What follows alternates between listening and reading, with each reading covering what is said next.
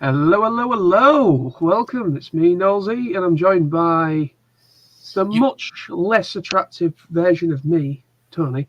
There we go. And of course, Sam from the Firestorm. Man, let's get you in because Adam's already said that he's here for the Sam preview because you've been very, very quiet lately. So, do you want to? Yeah. I am alive. Yes, I am alive. Okay, so yeah, I have been pretty quiet. Well, for at least almost a year. Let me just give everybody a quick update. So yeah, I didn't go to TFN last year. That was because I started a brand new job, and as a result, the training I had to do literally was right over TFN. So obviously, I didn't go. Just the last year has just been crazy busy for me. I mean, first time finally getting into full time work, making my progress towards getting a deposit sorted, get my own place, working towards that goal, and just generally being busy as hell with work. But yeah, I am off to TFN this year. I will be there from Thursday. Well, when we get there on Thursday, I'm there throughout the whole thing, and I'll be there going home on Monday with these two guys up there. And so yeah, I will be there for the whole weekend. I will be there from probably 3 o'clock on Thursday when we get there. But yeah, that's the story. If you want, we can get there a few more days. Have a few more days than everybody. Yeah, that's the story. I've just been, busy with work and other stuff. And I'll just have a word with Billy and see if he can put us up in the Hilton for a further 2 more days. I'm sure he'd happy to do that. Car prices, you fucking monster. Right, so we've got people in the chat. Hello to you, Adam. Hello to Decade Andy, aka Andy Cobra Commander, as I knew him as we all knew him as, actually, should I say. Right, I'm just going to say this live. I've said this to him, not in person, but through messaging, commenting. But I do obviously my TFNation post vlog experiences, right? And so basically, I got the idea from Andy Cobra Commander because do you remember back in the day when we first went to Auto Assembly? Like, obviously, yours, Tony, was 2009. And mine was 2010. No, 15 years ago. Yeah. So basically, when I was looking up Auto Assembly to find out what exactly it was all about, obviously I found your video, Tony, from 2009, and that came up. Well, you weren't the only one, because a lot of people in 2010 said that because we'd made a load of videos, we sort of put it on the map, because there's a lot of people. I'm not trying to steal your thunder or anything. It's just that a lot of people did come up to me and say that they'd not heard of it before and they'd seen my video, and boom, there we are. And but I still get it to this day. It's like, well, we didn't know about TFNation, and thanks for your videos, and so it's all good. No, I agree.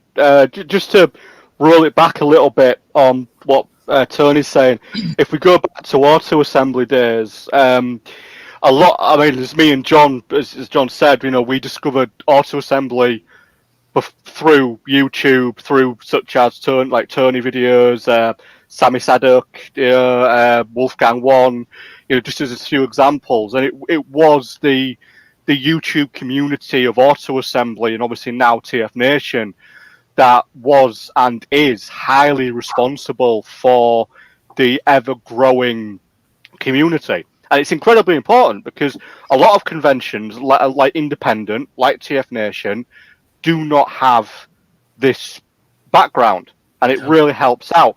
Right, 1 second, Lawrence is calling me. It's all right, it's just asking for the link. Lawrence. Yeah, two seconds. Let me send you the link. Yeah, just as Sam's having technical issues there. We're getting our other person on, Lawrence. As Sam was saying about our little YouTube community and stuff like that, I mean, it's I have seen other conventions and people make videos and all they do is, hey, I'm off to such and such convention for the weekend. And then they go and then they walk around and that's it. You know, there's no interaction. There's no other YouTubers doing the same thing. Mhm. It was like that for TFCon, but TFCon are starting to do what we do. You know, Patriot Prime and Bet the Stormtrooper, they're doing videos like we do, doing haul videos and doing stuff like that as well, which is nice to see. You know, I'd like to do a TFCon at least once. But they are starting to do what we're doing. You know, what we've been doing for years. That should work for you, mate. Which is a really good thing to see. To be fair, you know. I mean, this community is one of the reasons why I've been going 15 fucking years. Pardon my French. You know, I wouldn't have gone. You know, if that first year hadn't been, you know, lightning in a bottle, I probably wouldn't have gone back. You know, because I was expecting it to be kind of just turn up, walk around the dealer's room, meet the guests, buy some stuff, talk to a couple of people here and there, and then go home. That would be it. Hello. Hey, Lawrence. Hey, You all right? How's it going? Very Well. good. How are all of you guys? Yeah, Good. not bad. I'm good. Yeah, we were just talking, Lawrence. We were just talking about like our very early days. You know, when we our very first conventions. Obviously, mine and Tony's. Mine was 2010. Same with Sam, and Tony's was 2009 for Auto Assembly, of course. I never went on Auto Assembly, but it was hearing all the videos on YouTube, like some of you guys did, and some others, like, you know, some of the other people sort of in this group. That's how I found out about TFNation. Obviously, the first. I mean, it gets the word out, doesn't it? I mean, it gets the people involved. 2017. Sorry, lads. Talk to me there. I'm so sorry. Yeah, it's all right. The first, obviously, the first one I went to was TFNation 2017. Well, I mean, it doesn't matter where you started from. I guess, you know, it's like everyone has a starting point of going to these, and it's people like obviously myself, Tony, Sam in the past, yourself, Lawrence, and many people that have gone to these, that making the videos on YouTube. That's really kind of, it helped me back in the day, back in like 2009, because obviously I missed out on 2009 because the tickets ran out. I sold out very quickly, and I was I was lucky to get it. You know what I mean? Yeah. It was that kind of... I think I was literally probably about a week, like something as daft as like maybe a couple of days or a week or something. You know, and I missed out on the 2009. But anyway, so 2010 was my first. And like I said, when I was looking through YouTube to see what it was all about, basically, I remember seeing your video, Tony, like I said, and then I remember seeing Carol Prime, David, the announcer among all of the best announcers of TFNation, the guy on the mic. But yeah, so basically, I saw Carol Prime's videos and Andy Cobra Commander, kind of like them two doing a video together, like a vlog experience. And when I decided to make a vlog channel, and I started uploading these videos and everything, and that obviously they stopped kind of doing that sort of thing when TFNation started, and obviously the fan, obviously Auto Assembly, later Auto Assemblies to start kind of stopped doing them. So I kind of took it upon myself through kind of like, if you can call it this, like what do you call it? Inspiration. There we go. There was like a bit of inspiration behind the videos that I do. I thought, because I like that aspect of documenting the traveling down, even though some people might find that really boring, but it's like, it's all part of it. You know, it's the experience. You're with your friends, with your party, driving, or you could be driving down, you could be on a coach or a train, whatever. And it's all part of it. And then you get there and you start getting people involved in the video and all that kind of thing. And it just becomes much more than just your video. It's kind of like a contributed effort, if you know what I mean. It's like... Well, I see it like this, is when, you know, you see videos after the event, you know, when people get home and go, this is my haul and stuff like that, is because you can only experience the convention in your way, right? Because you might be in a panel, might be getting your autographs, might be doing this, but that and the other thing. And there's other people doing the opposite thing to you, like they're getting autographs when you're in a panel and blah, blah, blah, and they're talking to people. So it's kind of like seeing the event through other people's eyes as well. Yeah. That's a great way of looking at it, because like Yeah.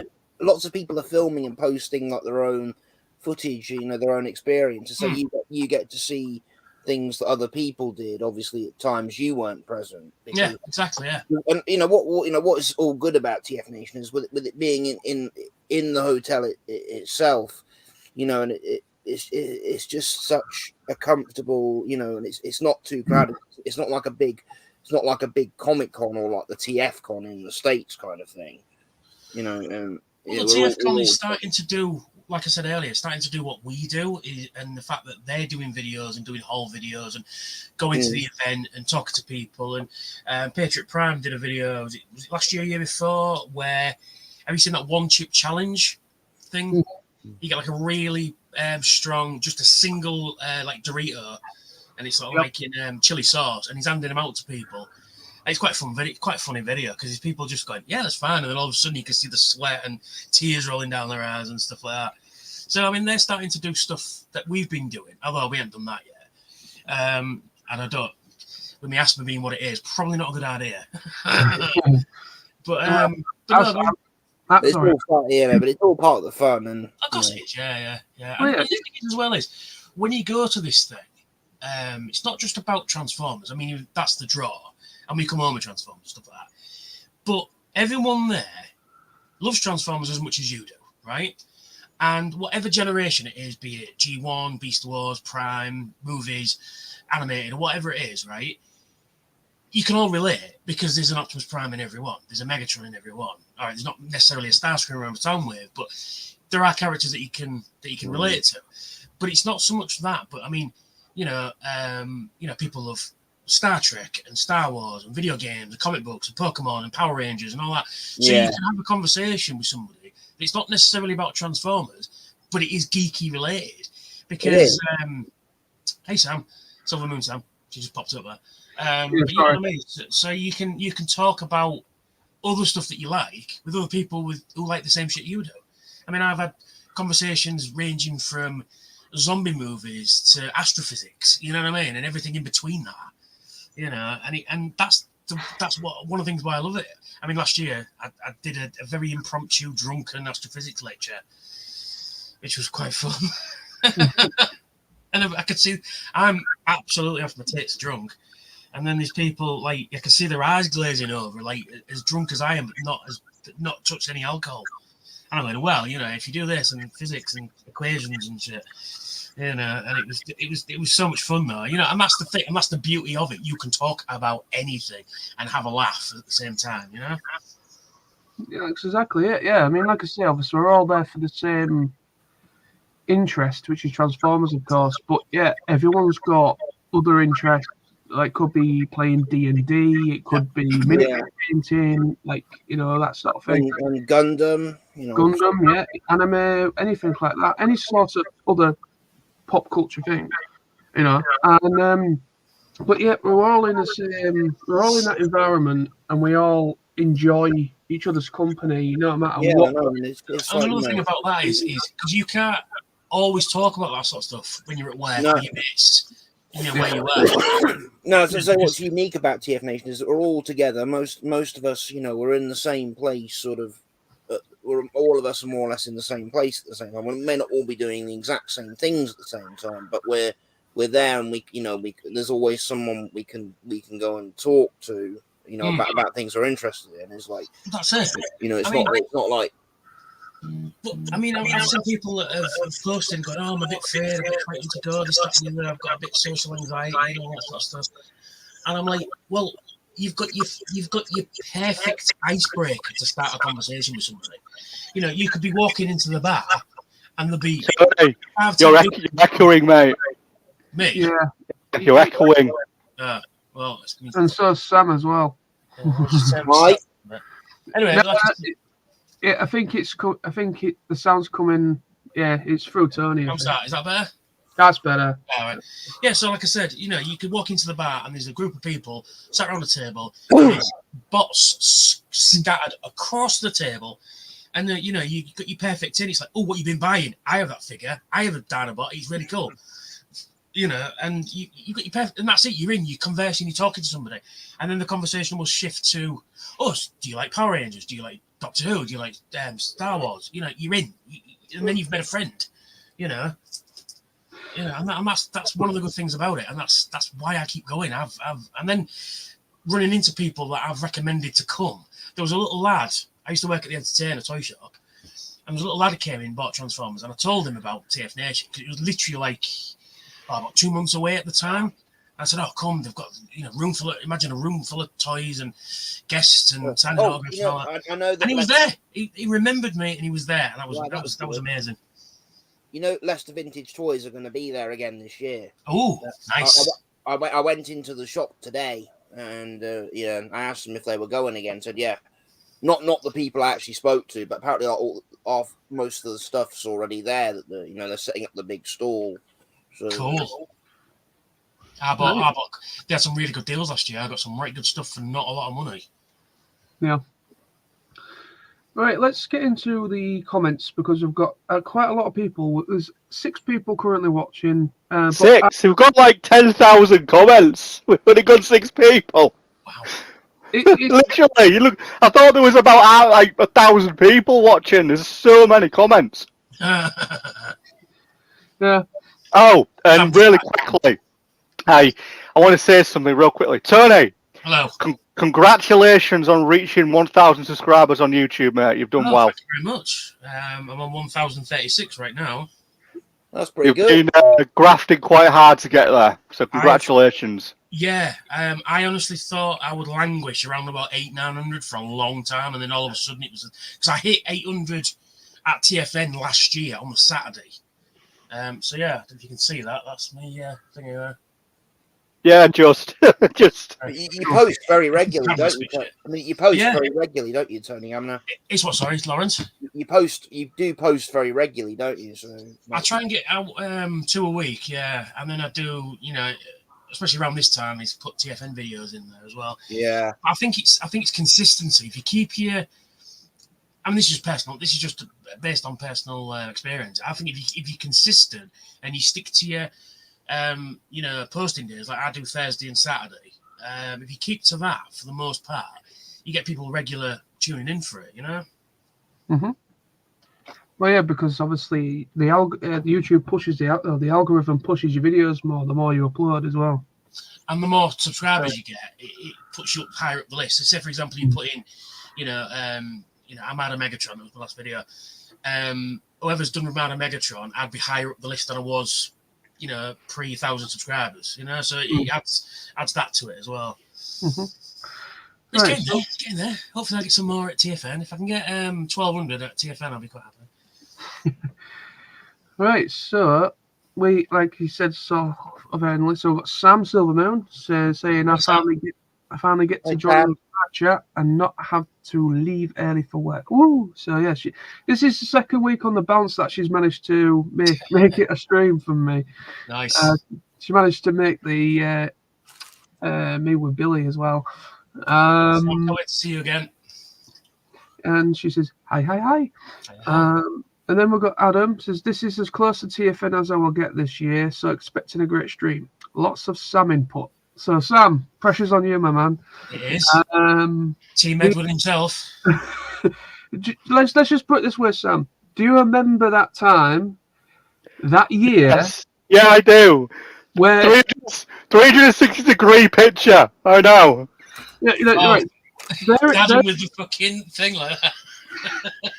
There is a picture out there for context for people that might not know or remember. Right, there is a picture out there. I can't remember if it was you, Tony, that took it, but I got tagged in it. No, I took one, and about 3 other people took one. So there's like different angles of the same picture. The one that I've seen the most is kind of like it's kind of on like the right hand side of. I think that's my picture. Yeah, I think that's the one I took. It's on the right. It's kind of like the right hand side of Adam. And that's where it's the shots from, and literally it is just like Sam kind of creasing bent over laughing like anything, and then there's Adam with his tripod his camera as a bat. All the context of that was because he came over to us and goes, "So what's this Team Edward business?" And I went, "Right.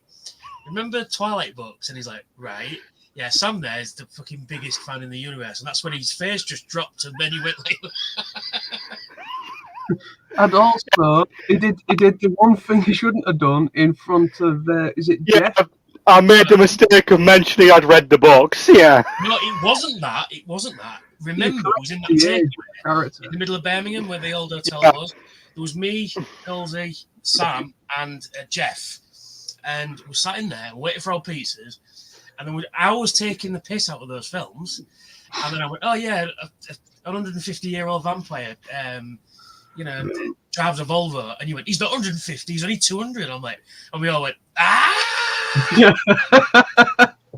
And then I went, from this day forth, you will forever be known as Team Edward. I still have the T-shirt. You do. I've still got it. Get it, bring it with you on next week. I'll see if I can find it. It's in a cupboard somewhere. I've never thrown it away. I've still got it. Sam, you wear it to go to bed. Quickly, is there any way of turning down your microphone? Because it's quite, your voice is a bit muffled. Hang on. It's a bit bright, if you know what I mean. Well, I've got Scotty in engineering to sort mine out, so that's all right. Okay. While Sam's fiddling with his bits, That was that. what is the big thing on everyone's shopping list this year? I've already pre-ordered the TFNation Dinosaur plush. I really want one of those, so I've pre-ordered one. Oh, yeah. In terms of bots, it's a tough one. 15 years, yeah. Yeah, I'm thinking of... I might get some of those sort of 8, like the 6-inch or 8-inch sort of movie figures, if I can find them at a decent price. I've seen them in like the Forbidden Planet and stuff. Which figures? They're like the Transformers the movie. I think they're like reissues of old ones. Oh yeah. I think In Demand have some this year. Don't quote me, but I think I saw a post. I might look for a Snarl as well. I quite like the G1 Snarl. The Studio Series one. Yeah. Oh, it's nice. I have it. It's really nice. The one that you did the review of the other week, John. Saw a bit. Yeah. The Studio Series 86. Yeah. Yes. No. I mean, I've got Grimlock as well, but Colin has got me Sludge. So if I can find an In Demand, will have some swoops. So I'm going to get Swoop. So make sure you swoop in and get one. You slag. No, if I can get a slag, I'll be happy. I'm the Dinobot slag and not an actual slag. Yeah. I will call him slag. I'm none of this slug business in my I might look for like some of the maybe a couple of the Insecticons and the Sharkticons stuff. Right. Oh, nice. I'll tell you what, though, I do want those. Those deluxe Insecticons, the 2-pack. I really want those. I need to get kickback of the Insecticons. I think I've got Bombshell and I've got Shrapnel, but I need Bombshell. Kickback. And probably some more Tokusatsu themed stuff, like a bit Power Rangers, like the Kamen Rider, and. Well, you know where to go for that, don't you? Because Nick at Phantasmic Toys. Yeah. Oh, definitely. I think a bric-a-brac's going to be there again. Good question. Probably. I don't know. I haven't seen. Obviously, I haven't seen. I got some great stuff off them last year for like great prices. Yeah. Go on, John. What are you after? Well, I would like to try and pick up a Masterpiece Beast Wars Rhinox. That just came out. Depending on the price, I've got a feeling it'll probably be creeping 300. I don't think it's that much. I think online it's about 250, give or take, around about that price. But I think with it being a convention and I guess they might boost up the price an extra 50 quid. I won't be surprised if that does happen. You can always wait till Sunday and. It's out by Sunday. I've got a feeling a lot of people have got it on their radar. So, also, if I can find one in SS86 Grimlock, because I don't have him, because I am not paying them scalper prices over a bloody nearly 200 quid for a toy. No way. No. Don't. Maximum I'll spend on something on a toy is like 30, maybe 30 is maximum I'll go. But the first one I went to in 2017, what I really wanted was the G1 Megatron, and I got him for like 60 quid. Nice. But, like, the first one I went to, like, I knew because it was my first time, I had a nice bunch of money saved, and I practically spent the whole lot on everything. You know, Yeah. food, drinks, bots, all the stuff. But like I've learned, you know, now that I appreciate the social aspect of TFN a lot more, because this is now my 6th time. I'm gonna, you know, I want to be a lot more sensible about things I buy. Plus, I don't have a lot of storage space left. Well, I don't have storage, but I'll still buy shit. So. I've noticed the pile behind you. It wasn't there the last time you were on video. There. That's all DVD. That's all DVD box sets. That. Well, I can't talk. I've got 2 big boxes down here full of DVDs, so I can't talk. Yeah, I've got shelves here, got full of Blu-rays, all DVDs here. There's plushies here, all stuff on those shelves, and there's like all my games are there. There's more plushies there. There's old VHSs there, and more DVDs up there, and more plushies up there, more stuff. No. It's like Lawrence's inner sanctum. Well, you know, you just need to get one of these. I think I've got like 7 copies of that film. Yeah, me too, but this one's sound, look. Oh, yeah, fair point. I've got 3. Is that the Canadian VHS release? No, this is the 2006 DVD, UK DVD. Oh, yeah, I've got that one. But the thing is, Chris McFeely's commentary on it. Yeah, you can see this one here. Just this one. That's Transformers Prime Season 1, signed by Frank and Pete. Yeah. You get that in Liverpool. You got that in Liverpool. Yeah. Yeah, some of us weren't there, were they, John? No. Yeah, well, on this, I've got Greg Berger, I've got Sue Blue, Dan Gilvezan, Paul Harding, Michael Bell, Michael McConaughey, although he's not technically in the film, but still. Greg Berger, Hal Rail, Peter Cullen, Frank Welker, and Stan Bush. Oh yeah, I remember like the one celebrity not celebrity, but the one guest I spoke to, I think most was Frank Welker. No, not Frank Welker. Hal Rail at my first one, and I think we sat with him in the executive lounge, didn't we? On the Sunday, we sat with him and I remember he actually gave me a free autograph picture. Yeah, he's a nice guy. His missus was as well, Maggie Roswell. Yeah, Maggie Roswell. They were really nice. Because I'd gone in and I took my, because I've got Visionaries on DVD, which is hard to find, by the way. I went in and said, "Oh, would you mind?" And he goes, "Oh my God, where did you get that from?" And I went, "Well, you know, it was on UK release in the UK release. It was never been released in America on DVD." Oh. And he was like practically tearing my arm off for it.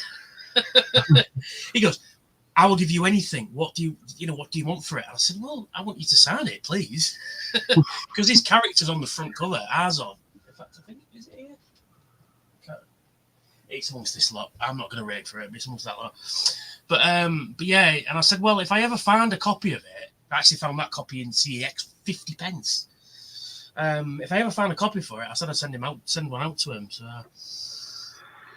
Hi. So this again, just before we move on, this is one of the reasons why I love this thing is because you get stories like that, where at these big, whereas like big like SDCC and the big Comic Cons, London Film and Comic Con, all that sort of stuff, you don't get this type of stuff. No, I've been to London. The year I went to London Comic Con 2016, obviously nearly a year before my first TFNation, and I hadn't been to a convention for years at that point. But I realized, but I'm glad that I went and like saw all the stuff. But I knew, but TFNation is like by far like just the best convention I think for me to certainly go to. Oh, it is, yeah. I mean, it's a friendly, safe environment.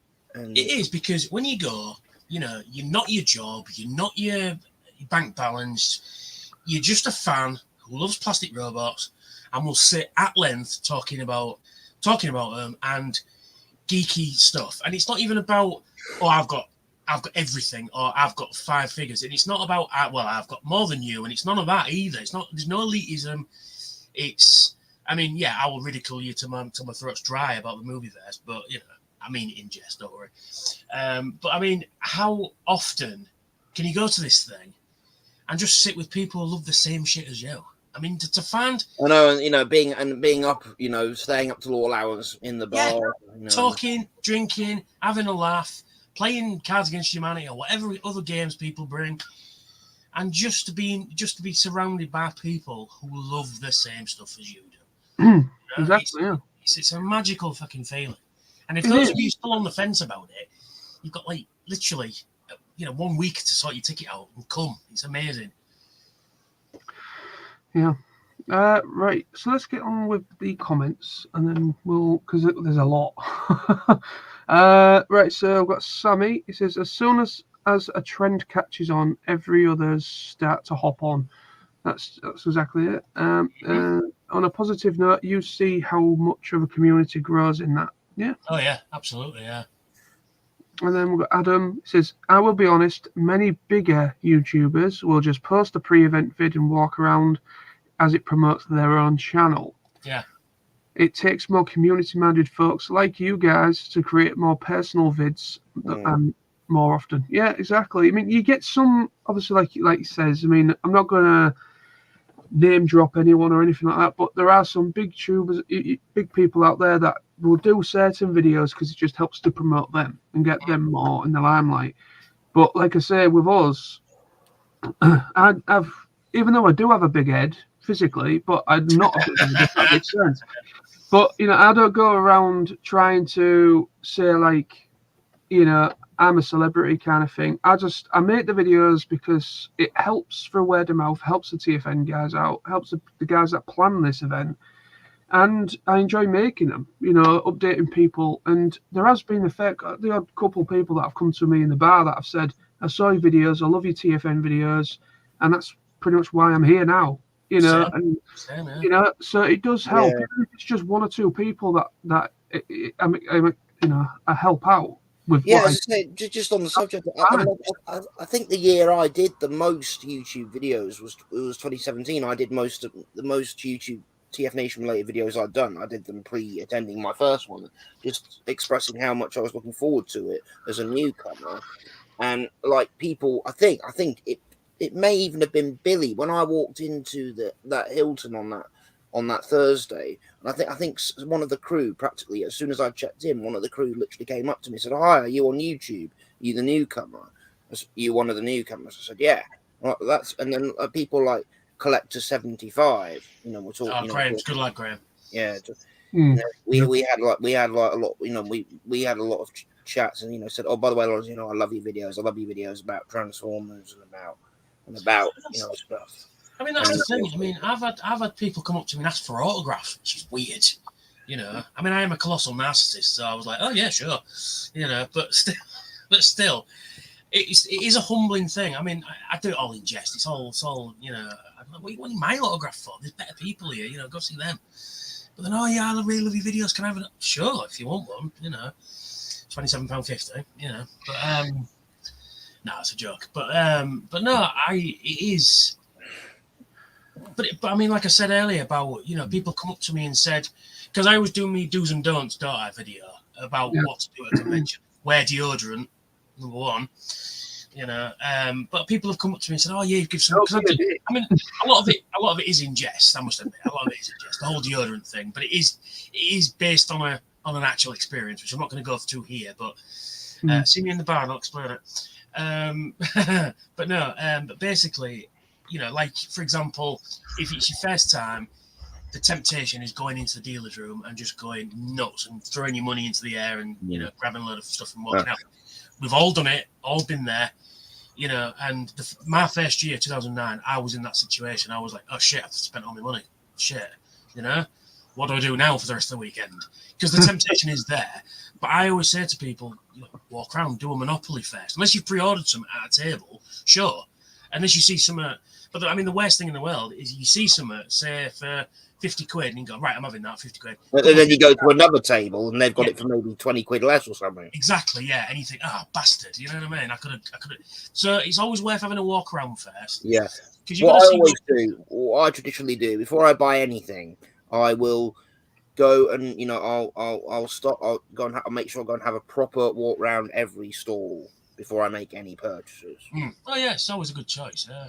And it's like, I mean, like I say as well, is the first year I went in 2009, I had a list as long as me out of stuff I wanted. And did I get anything on that list? No. It's better to go have a list in your head, sure, and go, I want X, Y, and Z, because you'll find something you've never seen before. You'll find something that you only saw once as a kid, or you'll see something you've never seen before, and you think, oh yeah, I'll have one of them. I've never owned one of these before. It's cool, And that's the best way to do it, really, I think. I remember Auto Assembly 2010. To be fair, it was like the first convention I ever went to. I won't say how much. John knows how much, because my God, the amount of money me and John spent over that weekend, because we both saved for like a year, because he told me about it late 2009, just after obviously he'd seen your video, Tony. So me and him had saved for like a whole year for the event.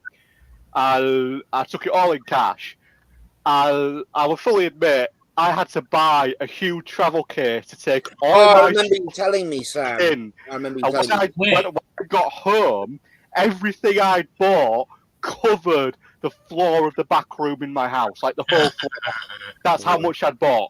Is that the year you bought it was every version of the Blackest Nights books as well?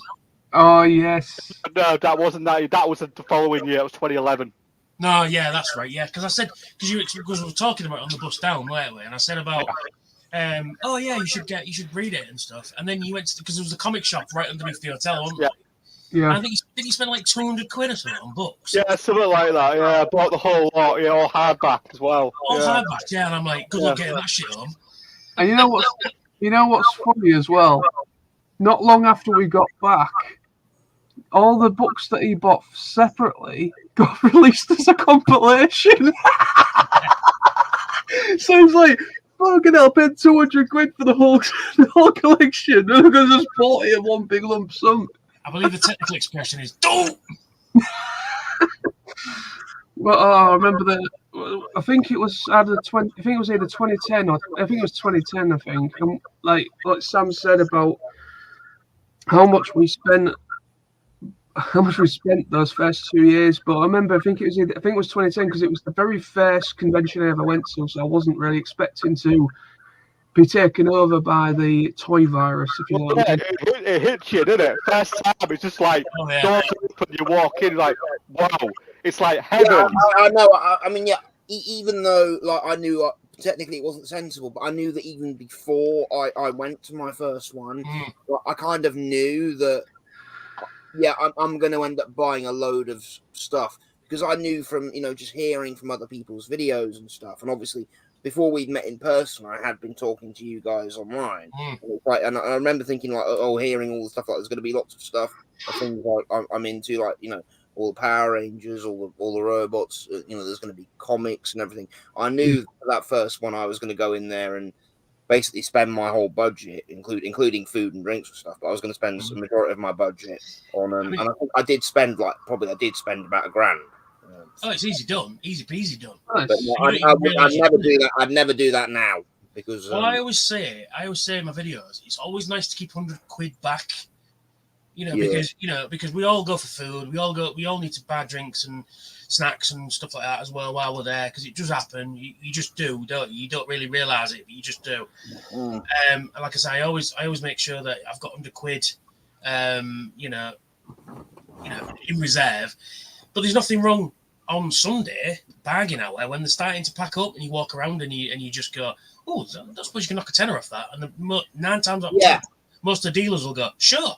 Yeah, the best is like the best last hour to half an hour before the dealer room closes. Like, it's a good time to do some haggling. Like, I think because there was I wanted to buy, like, there was this box thing I've still got from the old VR Troopers series, the sister series Parishes. I thought, and and I asked Nick if he could knock £5 off it, and he did, and then also that Canadian VHS release of Transformers the movie that's wrapped, that was originally £20, but then I went back to the stall about 20 minutes before closing and said, "Oh, could you do that for 15?" And they did. That's it. It's always worth a try. I mean, what's the worst they'll say is no. You know about how rough he was when he started, so it's worth having a go. But except, I will make an exception though. Do not do that at Toy Fu. No, because they donate, all the profits go to charity. Yes, So exactly. I never would. No. I think. I mean, I'll always buy something off them. Whether must buy from Toy Fu. # must buy something off Toy Fu. Whether it's big or small, I will always buy something from them. Because Toy Fu get donations from everyone. They get everything from G1, even get some Diaclone stuff from so basically Diaclone stuff up to Legacy, so everything in between that. So you will find something. If you just spend £5, £6, £10, £20 even, you have to spend a lot, but all that goes to Mary's Meals, which is always good. And apparently this year they have a ton of stuff. So you will probably find something you would either never thought of looking for, or something you've always been looking for and never found, because that's where I got my Black Zarek from, was Toy Fu. Yeah. And I never thought I'd actually see one in person, and then there he is on my shelf right now. Yeah. Right. Let's get back on with the comments. So, got Silvermoon coming in, saying, "I can't even remember how I got informed about it all." This is obviously the conventions. "I do remember, though, that a group of us YouTube friends said that we'd all meet up at AA 2010 for the first time. We've all never looked back." True. Yeah. I'm grateful for every single one of you. You've helped me in ways I can't thank you enough for.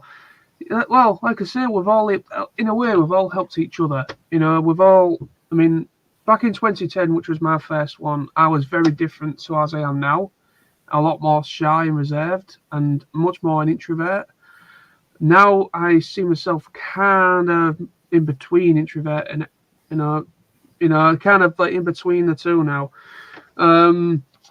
But it's thanks to going to these, because obviously it was my 2010 Auto Assembly was my very first time really going outside of the local area, except going for family holidays down the coast to Scarborough or Brid or something, whatever. Yeah. And the only other time I went kind of, you could say, abroad was over the channel to France to basically go to Euro Disney when I was a kid. And that's literally the only time I've ever really ventured out from where I live. So 2010 was kind of a big year for me for more than one reason. It was obviously my first convention, and it was also my first experience really kind of solo traveling, really. And so I was both excited and incredibly nervous, but I'm glad I took that plunge. And also Sam can vouch for this, because we were both feeling quite nervous back then, weren't we, about it? So it was both our very first. Yeah, because there's photos of you sort of stood in the periphery of everyone. Yes. I was very much to the side or on the back of the wall or something. And was they're going. Yeah, different now though. Yeah, but like I say, I mean, it's helped me a lot as well. It's helped me kind of come out my shell more. And out of your pretender shell. Yeah. It's helped me to come out my shell more, and obviously I've made loads of good friendships. Well, as I say, like, I mean, my, in 2017, like, my dad was there with me for the first night, simply because he came over just to make sure everything was okay, because he'd booked the hotel for me and everything. But then and I begged him to say, "Dad, please don't stay for the whole thing, because like I do want to really push myself to do this independently." So yeah, he went back to Brussels. He obviously left on the Friday morning, and and he regularly checked up on me and stuff. But since then, I'm so confident now going to lots of events. Well, I mean, I was looking after you a bit as well, wasn't I? Yeah. Right. But everyone was coming up to me saying, "Well, hi, are you all right, Lawrence? How you doing?" I had such a blast at that Mm. first one. You know, and obviously I've had a pretty much equally good time ever since. You know, and that's the thing. That's the reason why we go to this thing, because everyone's there. There's no elitism. There's no, like I said earlier, there's none of that. It's just we love plastic robots, and you love plastic robots. Come and talk to us. Come and talk about shit. You know. Yeah. And like Sam said, just to reiterate what Sam Silver Moon said about, I'm grateful for every one of you as well. You know, I've met some of the best friends, like almost like family nowadays. You know what I mean? Well, yeah, we are. I think we are kind of a family. Like, but you know, but TFNation is the one time of the year where most of us, luckily, can meet up together in person. Just like Christmas. Yeah, exactly. Well, we say you call it Robot Christmas, don't Robot you? Christmas. Robot Well, it's exactly like Christmas, because you see people you don't see all year. You know, you eat, drink, and be merry. And there's a man that brings toys. Well, several men and some women that bring toys.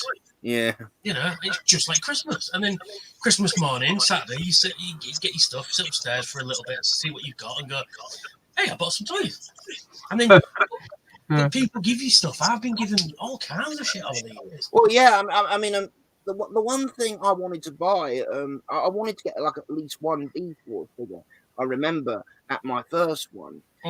I never got round to actually buying one for some reason, but then I think Graham, Collector 75, he had something he wanted to sell, but no one had bought it. It was the Rat Trap, and he said, "Here you go, you can have it." Yeah. I don't go out my way to get people to buy to give me stuff or anything, but just people out random go, "Oh, I love your videos. Here's something." I'm like, "Oh, but you don't have to," and I go, "No, have it." Okay, thank you. I think what's the sensible thing is that they don't open the deal room on the Friday. Yes, they did do that. Yeah, they did do. I heard that they did do that once, and it was a bit of a mistake, shall we say? You know, half the people there were like skint for the rest of the weekend, and they would cause some problems. Yes, it caused a lot of problems, and like I said, it did skint a lot of us out that weekend because we just went fucking nuts. You know. So I'm glad that they stopped that almost instantly, because was that the year that they released the Unicron? Was it 2011 that they did that? No, it was 2012. It was the first year at Metropole. Right. Yeah. I remember that because I remember. Oh no, I'm getting mixed up because I think it was 2010 that I bought that. No, they released. It was an SDCC 2010 Unicron that they released, and then they released the Primus as well. No, it wasn't. No, I believe it was an Amazon exclusive, if I remember rightly. I know exactly one because it had a G1 style head, didn't it? It was the Armada one, but it had a G1 style head. I'm sure it was an Amazon exclusive. I'm sure. Don't quote me though. Just go on tfu.info. It'll tell you on that. Yeah. Oh yeah, just another thing. Just to alliterate. Just congrats, Tony. Let's go. Yeah, let's go. Sammy. Everybody's commenting on me subscribers. Thank you very much. And head's not inflating at all. No, what I'm saying is, if you're going collecting, right, which is probably at this point probably secondary to why we all go, but there's that aspect of it. Going to dealers room, buying things that you want for your collection, fine, cool. That's why we're there. But it is a secondary thing. The first thing is the people that go. But if you are collecting, I recommend using a website called tfu.info.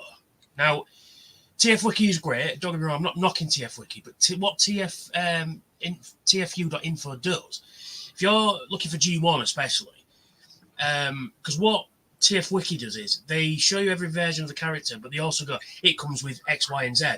Whereas TFU shows you pictures of said weapons. Because, I mean, if I said to you, what does an electrostatic discharger rifle look like? You'll go, I don't know. But on TFU, it shows you a picture of it. So if you're going collecting looking for parts, that is an absolute one of the best resources you can use. I'll use it all the time because I'm going, right, I need that. And it also shows you every variant of the figure as well. Shows you like European release versus Japanese release, that sort of thing. So yeah, just to bring it back to the actual con itself. Yeah.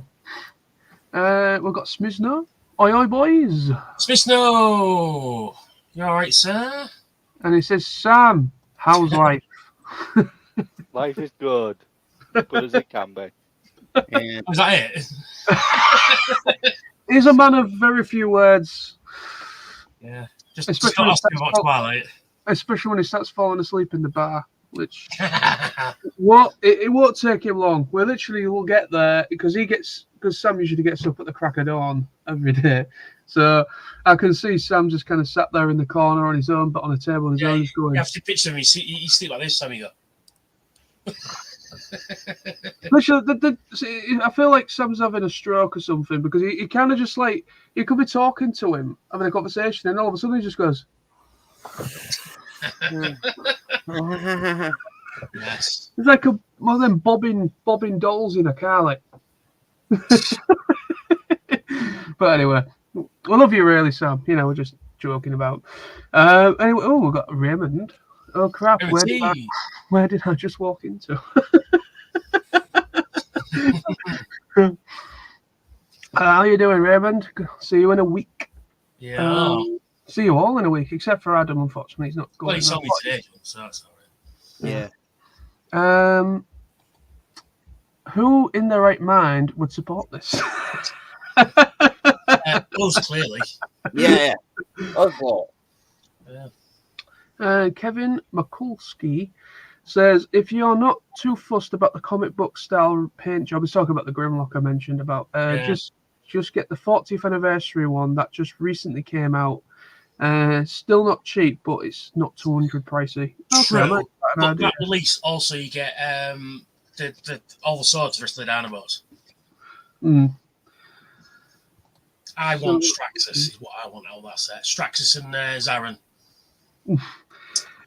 Adam says, just want to shout out Knowles' Adam White cosplay. Just shave the head a little, smoother, and fix some carpet on your face. Yeah, well, in Endgame, I'm just trying.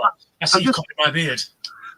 I'm just trying to go with Patrick Stewart, and it's just not working for me. Make it so. Raymond says, "Oh no, not the BZ story again." I don't know what that's about. BZ. BZ. Oh, Black Zarak, right? Yeah. Black Zarak, yes. There we go. I've mentioned it once, not again. I know you love to hear it. Silver Moon Sam says, speaking of gifts, I might have a little something for you, Tony. Oh, thank you very much, Sam. Gareth says, it's like Christmas. Thanks for that. It made me even more excited. Cheers, guys. Anytime. All in a day's work. And Silverman says, should have a competition between Sam and Jamie, J-Bot, to see who can fall asleep the fastest in the bar. Oh, Bisto as well. Bisto tends to fall asleep in the bar. Yeah, get all together. 20 quid on Sam going first. We'll be going for our money before this even started. We're just dropping notes like nothing. Not like right. Taking bets, like you saying like people's names on it. That's what we'll be doing. It'd be like the Deadpool behind the bar. I'll run it, and the house always wins. So Well, we're all caught up finally with the comments for now. Let's just see how we go. But yeah, what I was thinking about as well, just as a talking point, go through the schedule and just see what people think about the announcements. Oh yeah. So I've actually got it up in the window here, so I can bring it in. See, I'm prepared. See. Hey. So let's have a quick look. See. So these are the guests, of course, in case you didn't know. So I've got Alex Milne.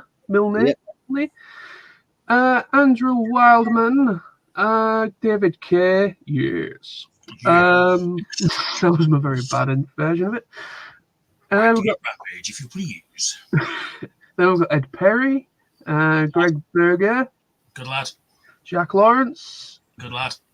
James Roberts, Also Jim Sorensen. He wouldn't be quite TFN about Jim Sorensen and that. No, he's like us. He's part of furniture. Like you say, he's got to be there. Jim's got to be there every year. Yeah. John Paul. I've got John Paul Beauvais. I don't think he was there last year, was he? I don't think. I can't remember now. Then we've got Catherine Cavari, another voice actress. Now, I've never met her before, but obviously she's known for playing... Oh, who does she play in Spark? Oh, yeah. It's actually... And if I click it, I will find out. You'll find out, yeah. Twitch. Twitch. There we go. Oh, yeah, she's Miss Marvel as well. Yeah, cool. Yeah, let me just bring it up so people can read it. Yeah, so she's Miss Marvel in Marvel's Avengers Assemble, Spider-Man and Marvel Rising and Future Avengers. So she's relatively up-and-coming voice actress, really. Then we've got Charles Michael Hill, which I'm very much looking forward to meeting. Because, he's obviously known as a writer and producer, but he also has some stories of, like, he's actually been present in the booth as well. On the other side of the glass, apparently. So that's going to be interesting if that is true. Oh, he's also he's got some scripts for sale as well. Oh, nice. Yeah. And also, one and only Mr. Nick Roach will be there. For those that like the IDW comics and stuff. He's a good lad as well. And then we've got Rebecca Nolte, who's a colorist, and obviously the man himself, Simon Furman. Death's Head himself. Yes.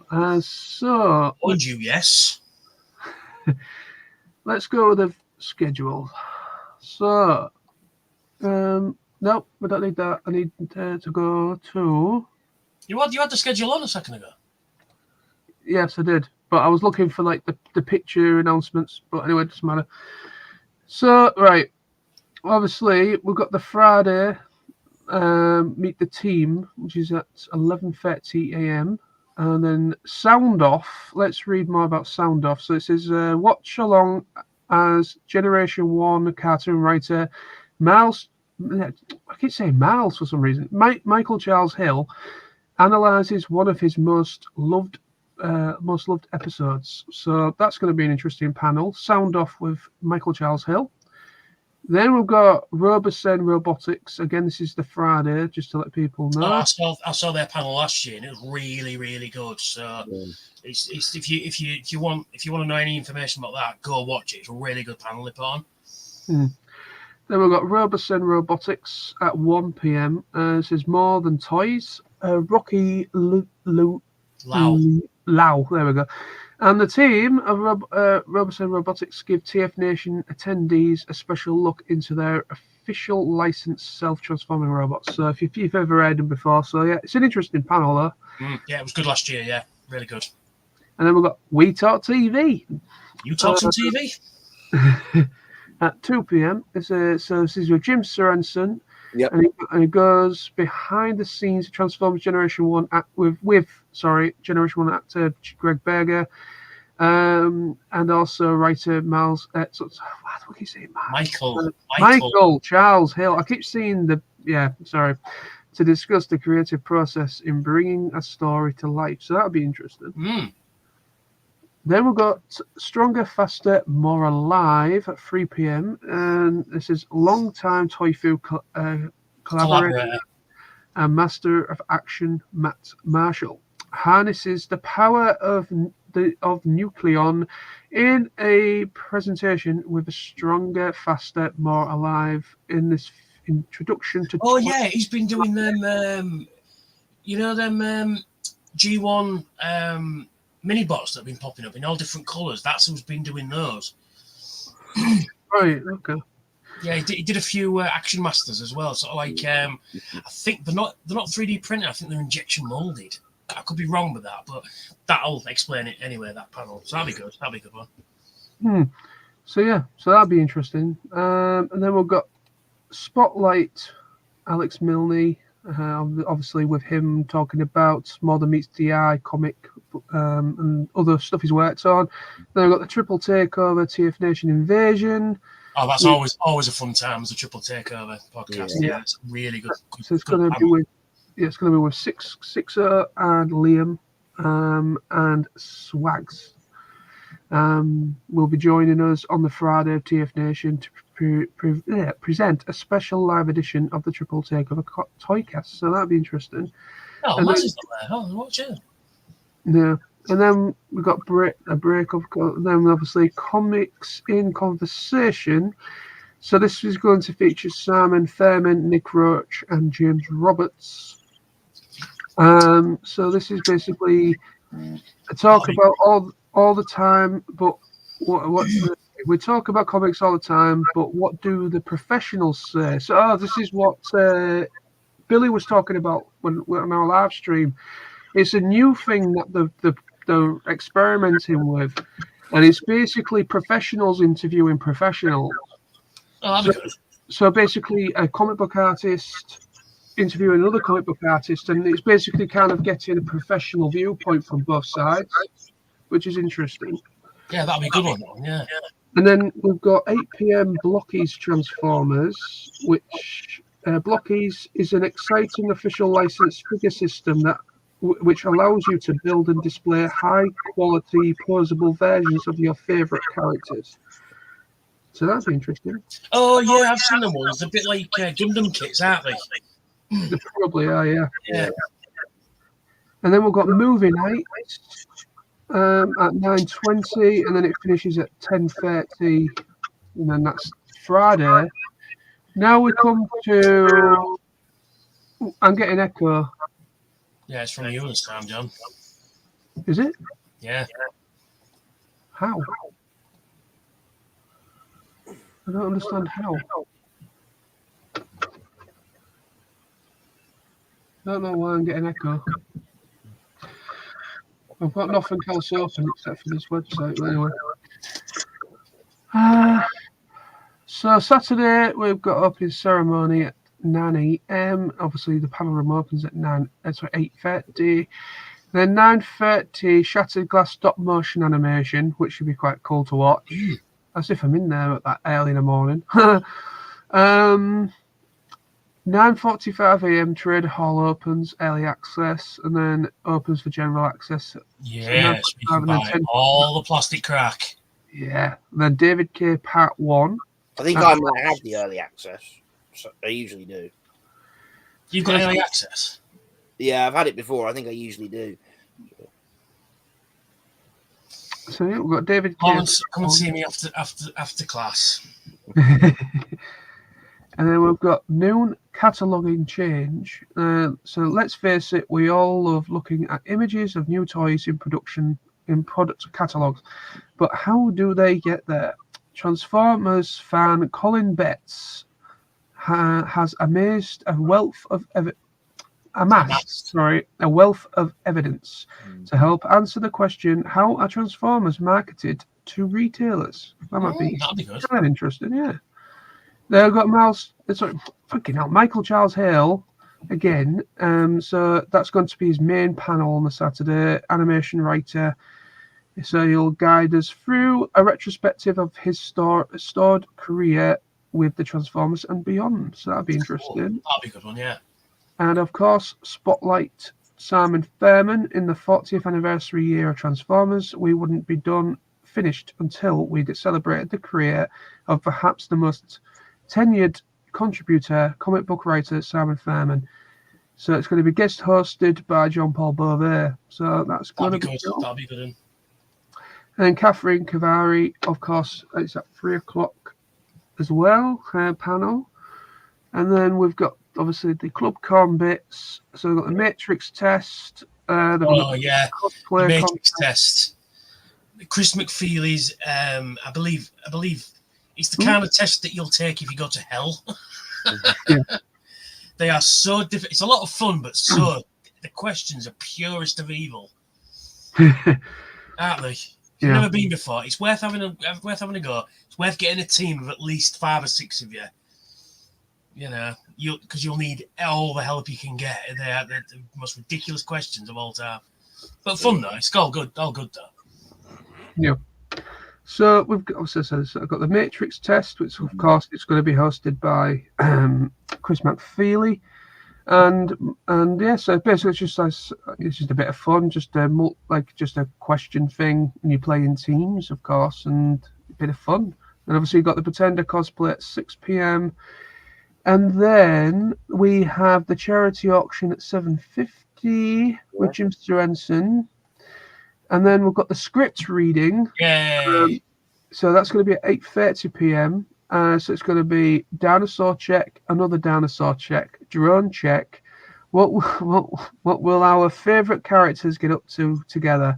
Find out when David Kay, Kathleen Kavari, and Greg Berger take to the stage for a live story read. They're always fun, always great They fun. are really fun. Yeah. They're really good, yeah. And then this is like a surprise. Then close your eyes. Funny, I like it. 9 that's at 9:10, and then there's the special at 9:30. Much more than meets the eye, and this is the special thing that Chris Carter, Andrew Turnbull, and Chris McFeely, and also part of this is the Mapes, and then also the Mapes brothers were a part of this as well. So it's basically. What is it? They cleaned up the animation errors and added more to the More Than Meets the Eye. Yeah, they've added because the Mapes. I don't know how they managed to get it. They've got all the audio from the episodes, including deleted scenes. Yeah. And what they're doing is they're putting all the deleted scenes back in, and they're getting somebody to animate all the deleted scenes and that. So, and they cleaned up all the animation mistakes as well. It's what I thought the 40th anniversary at the cinema should have been, but there we go. Yeah. So that's that. So that's going to be interesting. So ClubCon's going to be quite an interesting one this year. Yeah.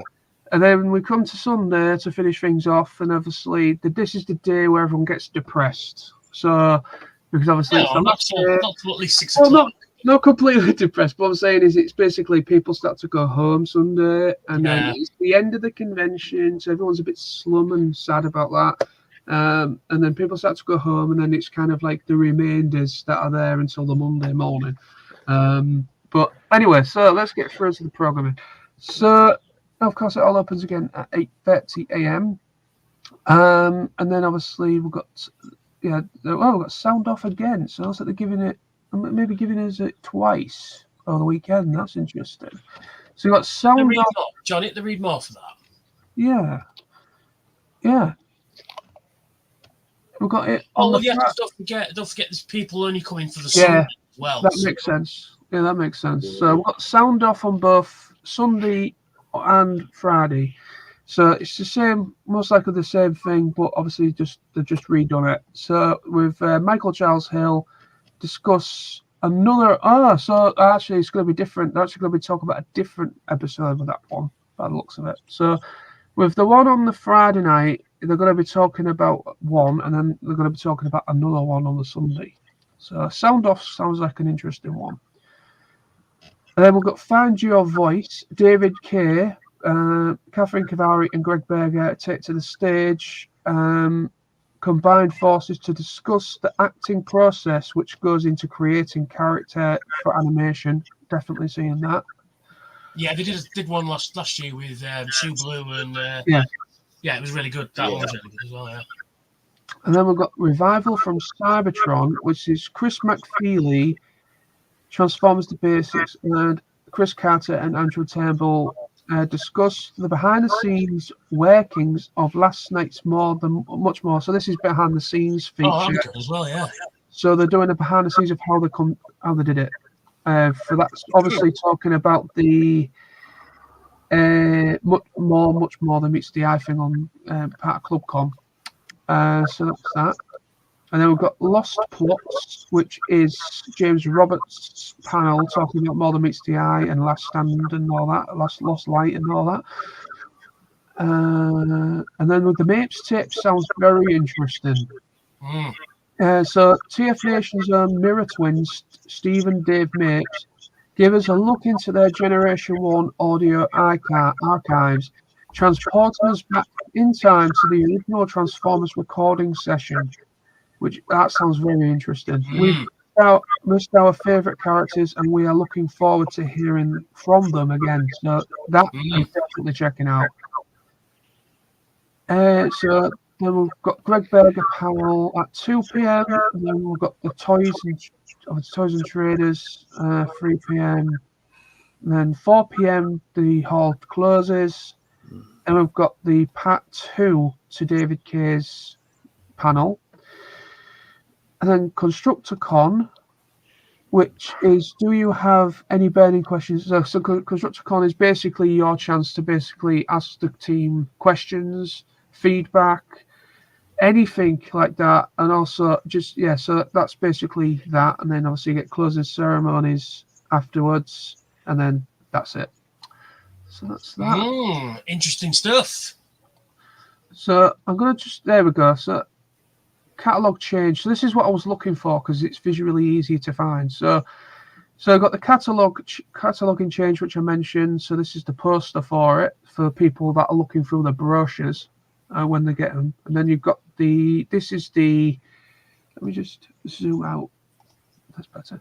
So we've got the Shattered Glass stop motion. This is the poster for it. So see it first at TFNation. So that's interesting. I do like stop motion, to be honest. Then obviously the schedule's all gone up. Then you've got the Mapes tapes. So this is what it will look like. This is the poster for the Mapes tapes thing, which I just mentioned about. And then you've got much more than meets the eye poster, which it says it's part of the ClubCon. Let's go back quickly. And then we've got Sound Off. So this is going to be on Friday the 9th and Sunday the 11th. So it is over 2 days. So you get 2 chances to check that out. Then you got the Pretenders cosplay, part of the ClubCon, of course. Yeah. Then you got Lost Plots, James Roberts. Which the program you get when you get there will tell you where all the rooms are and stuff. Yeah. And they usually have maps up as well. So if you leave it up in your room, there's usually a poster up showing you where things are. Yeah, and then we've got the Matrix Test, Wisdom of the Ancients, which is going to be part of ClubCon, like I said, on Saturday night. Then if you want, you can get yourself a rubber ducky. Excellent. Yes. You got Triple Takeover. That's their poster. There we go. I can't talk tonight. I don't know what the hell's happened. Now you've got the opportunity to get yourself a 40th anniversary popcorn bucket with cups, which I am tempted. Depending how much they are, we'll definitely have him one. Yeah. Yeah. The only thing is, I just hope these will survive the trip home. I'm sure if you do it right, I'm sure they will. Yeah. Just don't put them up, don't put like lots of heavy stuff on top of them in your case. Well, of course, yeah. So then you got these. I know Sam and Lawrence are both interested in the little dinosaur plushie. Yeah. So that's the Cesium Rex, the name. And yeah. So obviously there's the Reading Comic Mini-Con as well in November. So are you still going to that, John? Or I was going to it, but it's looking. Were you able to get your ticket? I know you got your hotel cancelled. Were you able to get the refund for your ticket you purchased? No. I'll find out. I'll find out probably about that when I can. But at the moment, I'm not all that bothered. But yeah, I'm just gonna see how we go. Right. So that's that. And we are back. We are back. So let's see what people are saying. You in the shed, Sam? Yes. I'm in a converted shed, which I have been using as a computer room for probably 7 years. A computer room, I get it. Yeah. This used to be an office when I worked from home. This was a home office, and now it's a computer room. It's basically got all my shit. Office. Yeah, basically, it's got all my crap in it. Yeah. So I'm in a very tiny little flat, and it's got all my crap in it. So. Yeah, I'm just in the back bedroom with all my fucking shit as well.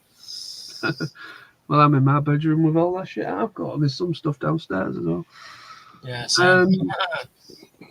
Adam says, thank you, Tony, for the Toy Fu shout out. I mean, yeah. Anytime, always. It's Toy Fu. You've got to support Toy Fu. Yeah. You must buy from Toy Fu. Hashtag. You've got to do it. Like I've said before in the videos over the years. apart from the fact that they, obviously all the proceeds go to Mary's Meals, is that they'll always have something you'll probably want, something absolutely, yeah. you're looking for. Because, like I say, everything from Dire Club to Legacy and everything the in variety between. that they have, it's right, yeah. Yeah, and Nick Davison said that if you go to Toy Fair and you don't see something that you want, come back in a couple of hours, because every time they sell something, they bring something else out, so the table's always full. So it's always worth having, like, if you don't see something straight away, walk around it for a bit, go to a panel, come back. The chances are they'll have it then, I didn't make the mini-con this March, but I went to last year's mini-con. Obviously, I was there with you, John. And I think what I bought off Toy Foo there was I got the Beast Machines Optimus Primal for like £3. I'm sorry. I got like I bought the Beast Wars one for 1 year that I went, because I knew that's something I wanted. Then I got the Beast Machines Optimus Primal from Toy Foo for like £3. It's a terrible toy that I have it as well. It's terrible. What, the Beast Machines one? Yeah, I mean, the Beast Machines is a very funny, a very strange line, because A, they don't look like the cartoon counterparts. B, they are just, you've got Optimus Primal that's that big, and then you've got Night Scream that's that big. It makes no sense, Plus the Cheetor figure for it's awful. Oh, it's a terrible figure, yeah. There are some gems in there. This is the Beast Wars Cheetor. This is the Beast Wars Cheetor. Yeah. And I got this. I actually got 2 of these, not last year, but the year before, because I bought the Beast Wars Megatron for I think, was it, what's his name, to try and what's his name, was it? Which one? So I got the Beast Wars Megatron because what was it, Gary Chalk who was there? Oh yeah. Yeah, because I bought that and that's up there. I've never, because the box is signed, I'm never going to open it. The Optimus Primal, they get Optimus Primal because I bought both the Optimus Primal and the Megatron. Which I opened the Megatron, but I've kept the Optimus Primal in the box because it's signed. And the stall I bought them off said, and I'd already bought one Cheetor for £10, but they said that you can have another free Cheetor because you bought both of those. Nice. So I gave one to a friend. Again, that's the beauty of this thing. I mean, if you spend so much money, chances are they'll take one of them as well. It's good. I'll have that one that happened. You see. So yeah. So what is everybody else looking forward to at TFN then? Hilton breakfasts. Good shout. Yeah, breakfast, definitely. Let's be fair, that's why a lot of us go for the Hilton breakfast. Yeah, that's why we go Thursday. Yeah. There's something unique about the Hilton breakfast, isn't there? It's very much a TFNation requirement, especially on Sunday morning when everybody's had a lot to drink. Probably. But yeah, Hilton breakfast morning, and Sunday morning, and Monday morning. I mean, I do like the Hilton breakfast. Fucking shakes all the way home on the bus, going, fucking hell, what did I drink over the weekend? But it's all part of the plan. Just being there again. See, I haven't been. Well, I wasn't there last year, and obviously, the year before I was only there for really one day because I came up Friday night after work. So I remember that year. You turned up, you were there, and then gone for the rest of the weekend. I never saw you the rest of the weekend. You just queued out of existence. But yeah, I was there. Just I wasn't there for long. So yeah, I'm there for like Thursday, full thing this time. Good. Yeah. Yeah, because a lot of people were asking where's Team Edward last year. He's probably fiddling Edward Cullen out of there. I'm here this year. Yeah. I will be here for the whole thing. You will be here for the whole thing, so you're going to be at home for the full thing. Don't forget about it. Well, I mean, the one thing I'm looking forward to most is seeing everyone. I mean, it's. I've said it in my own videos, but I had a near-death experience back in April, and I didn't think I'd actually make it this year. So it's going to be extra special for me. So it's going to be a lot more special than I'm not taking away from anything, you know. I'm not taking any of this away from anyone, but it's just going to be that much more special to me, if you know what I mean. Yeah. I say because you were in hospital with that. If you don't mind me saying, Tony, you were in hospital a couple of times, weren't you? Yeah, I mean, last year I was there 6 days. This year I was there 4 days, and it was an experience I don't wish to repeat. Mm. You know, so yes, I'm very glad I'm still here. So yeah, TFN has been probably the thing I was like, come on, if I make it to TFN, I'll be happy. Come on, make it to TFN, I'll be happy. Come on, and then you know, and here I am, you know, and it's on like Donkey Kong. Yeah, it is. That's off Rim. That was a gift off Rim and T. I still haven't put it on my bag yet. I really must do that. Raymond says, I am hoping for another Grimlock off at the script reading again. That'll be fun. Me Grimlock. No, it was me Dinobot. No, me Dinobot. No, me Dinobot. No, Yeah. me Dinobot. It was hilarious. And we all must remember to pay respect to our late great friend Mr. Peter Spellos. Yes. I was just about to say that myself. On a Friday night, when the bar's pretty full, I'm just going to get everybody together and we're going to just raise our glasses for Pete. And Jake as well. Jake passed away last year as well. Those who don't know, Jake was the guy who did the Waspinator cosplay, but as the Cube.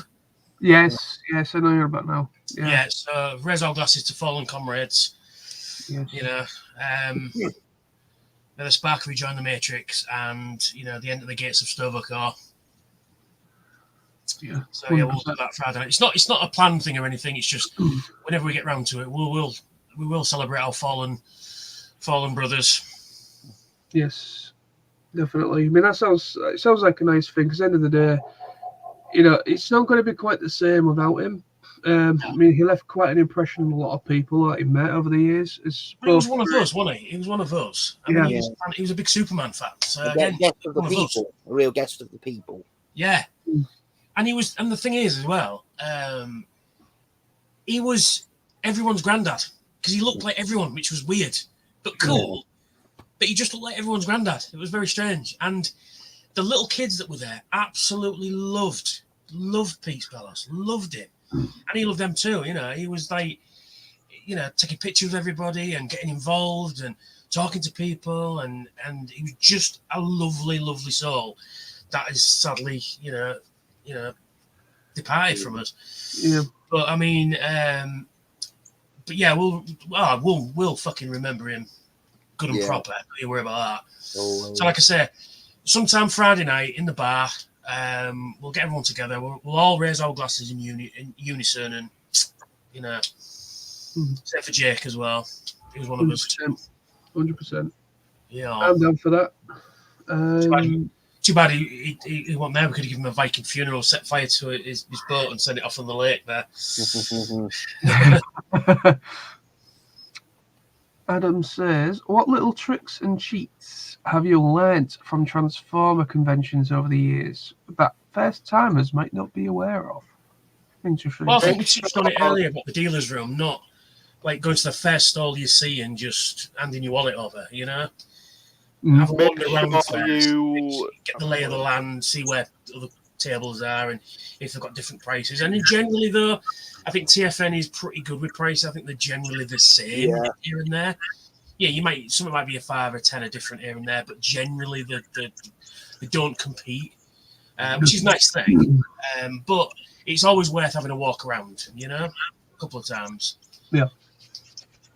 Make sure you bring enough.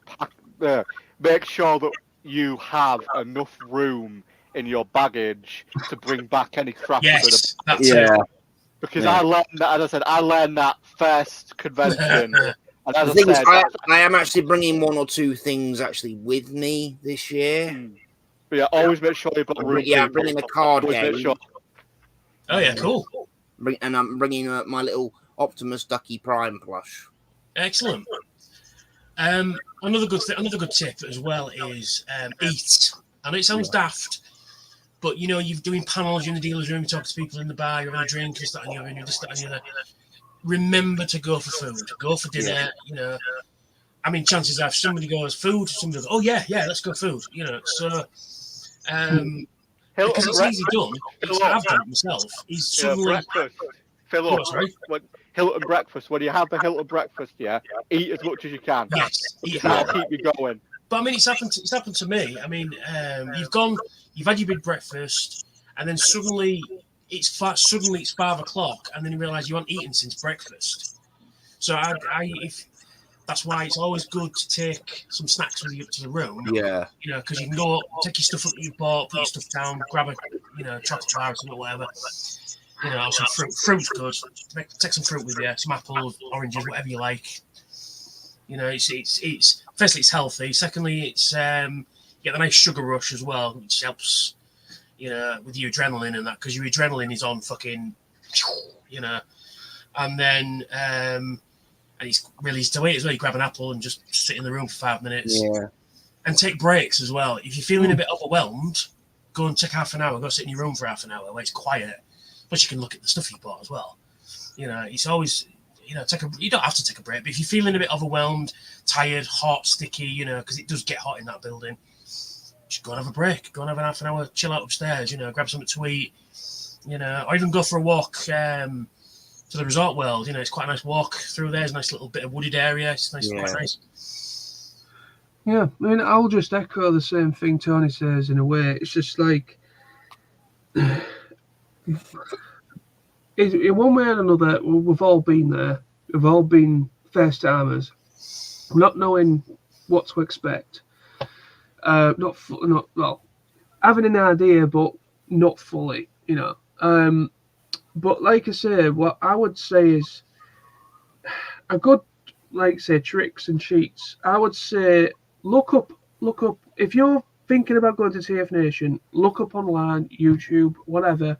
See if you can find anything, any videos, people like talking about stuff, like post thoughts or anything like actual videos of what the event's like, you know, like the layout and things like that. You know, try and look up as much as you can so you've got something to go by of what to expect. And also, while there, make sure you hydrate, you know, drink plenty of water, take frequent breaks. Like, as I said, just echoing what Tony says, you know, it's just kind of take frequent breaks, go to your room if you need to. If you're somebody that suffers from some kind of disorders, or like you say, if like claustrophobic or anything like that, you know, you're not good at loads of people in one room, that kind of thing, or you've got social anxieties, things like that, just take it in your stride. And if you want, you know, just take it in your stride. If you need to take a bit of time out for yourself, go do it. No one's going to think any less of you for doing that. And fuel up. Make sure you have snacks and eat something and fuel up at the breakfast. And also, when it comes to, you know, if you see people in the bar and you're a bit like unsure of how to approach people, if you see some people around the table playing with toys, that's a good icebreaker to approach. Just basically just go up to them and just, you know, have a look at, you know, oh, that's a cool toy kind of thing, and then you're in. Or people playing a card game or something, you're in. Yeah. And it's all about finding the icebreaker to kind of introduce yourself in. And most people that go to these things are quite inclusive anyway. They'll quite happily let you sit with them or talk to them. So it's one of those things. I can understand how difficult it can be first time and not really knowing anybody. Yeah. But then again, the thing is, you know, we were, as you say, we were all first timers once. We have all been there. So, you know, for any new first timers, you know, you come and see it, you know, come and talk to any one of us if you see us, you know, and if you feel unsure about anything, just because we can certainly relate, we can all relate the experience of being first timers. Oh yeah, I mean, I'm always in the bar, and if you've got any questions or anything, just come and see me and that. But if you genuinely have a problem, there's always somebody around in a TF Nation t-shirt that's not far away from, you know, anywhere. Usually Gareth's a good shout, J-Bot. They're usually on the door when you go into the dealer's room. Yep. TFNation have a table as well. So if something does go catastrophically wrong, which is rare, I must admit, it's very, very, very rare, they'll be able to help you out. And, you know, and like I say, usually wearing a bright coloured shirt, aren't they? It's like pink or blue or something. You'll see them around. I think Billy mentioned that they're wearing like a very light blue this year. Okay. Yeah. So you won't be able to miss them. They'll be about. Yeah. So basically, anyone with a TFN logo on or TFNation on there, and it's like a light blue T-shirt, they're volunteers. So, and I think the main ones like Billy and everyone usually wear black. So if you see anybody with a shirt on with TFNation on it, you can approach them. They're not gonna, even if they're busy, they will happily stop. And if you need something urgently, or to raise some sort of awareness about something that's happened, do it. You know, that's what they're there for, as well as running the convention. They're there to us. And, you know, the guy who wears the stripes, Mr. Billy Stripes, you know, yeah, so that's basically what I would say. Also, I would say one last thing. Also, I would just say one last thing is if you do have, if you need to ask a question before going, could be due to about accessibility issues. It could be due to dietary issues, anything like that, or whatever or even how to get there.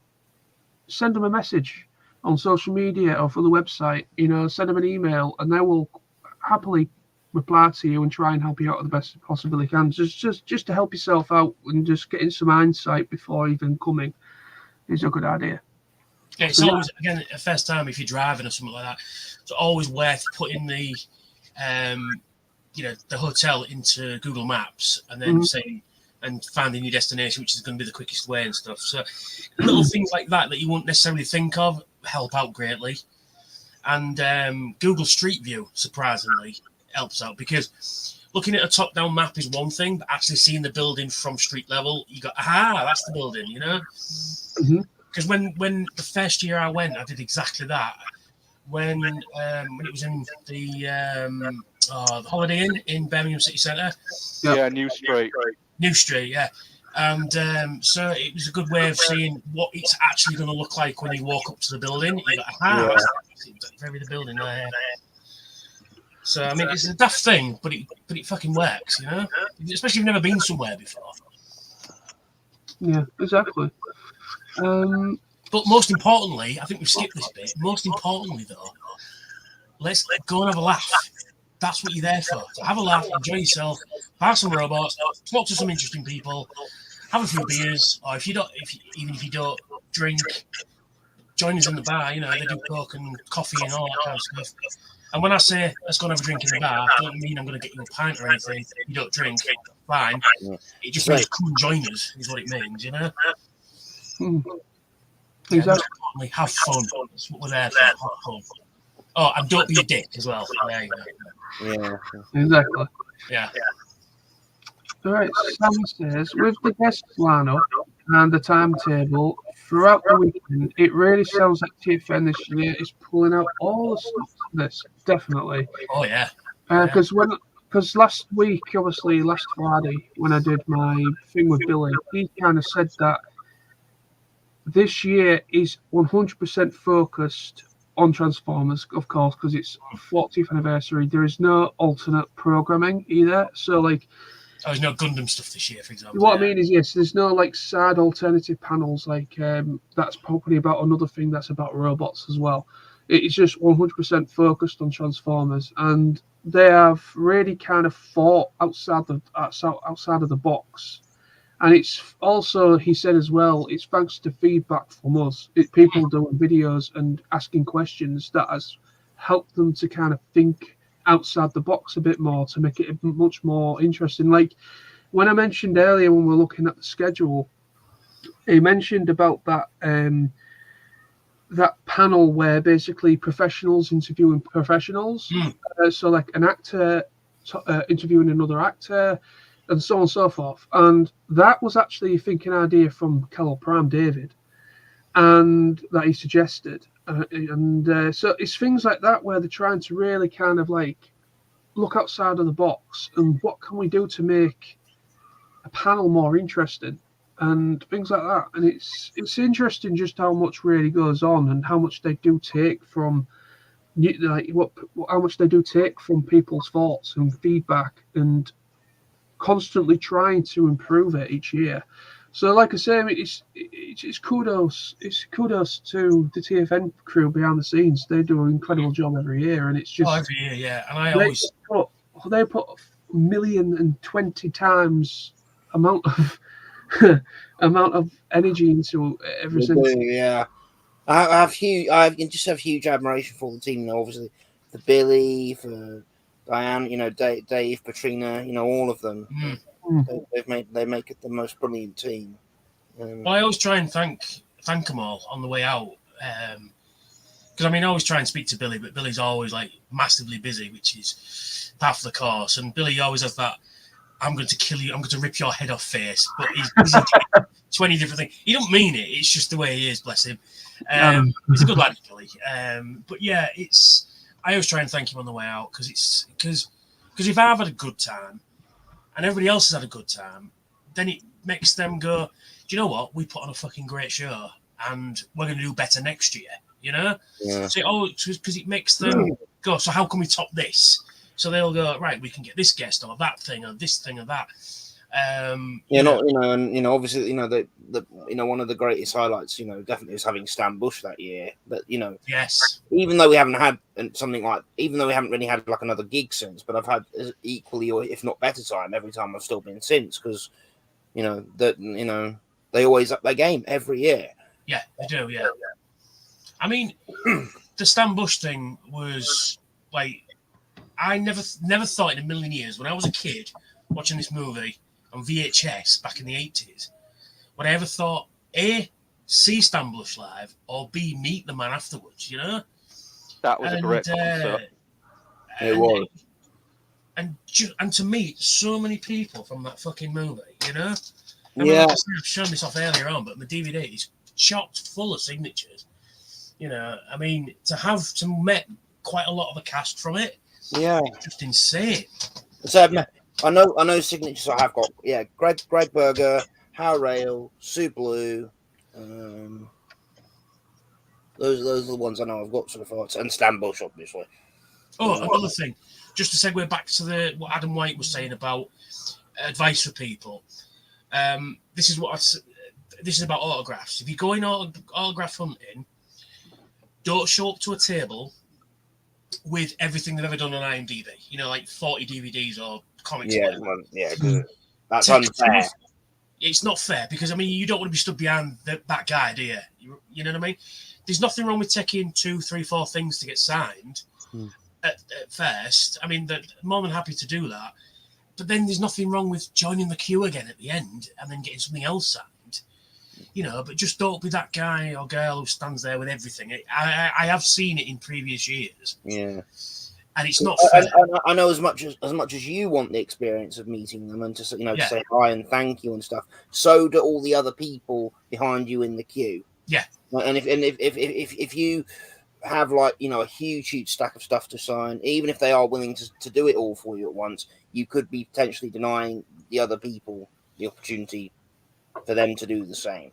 Yeah, because don't forget, they might be doing a panel in an hour, so you want to get as much through people as they can get. You know, get through more people as they can get through. I was meant to say. So yeah, 2 or 3 things, absolutely fine. They'll be happy to sign it. And you're right, Lawrence. Yeah, a bit of a yawn. But there's nothing wrong with like going Sunday and getting something else signed. You know what I mean? It's nothing.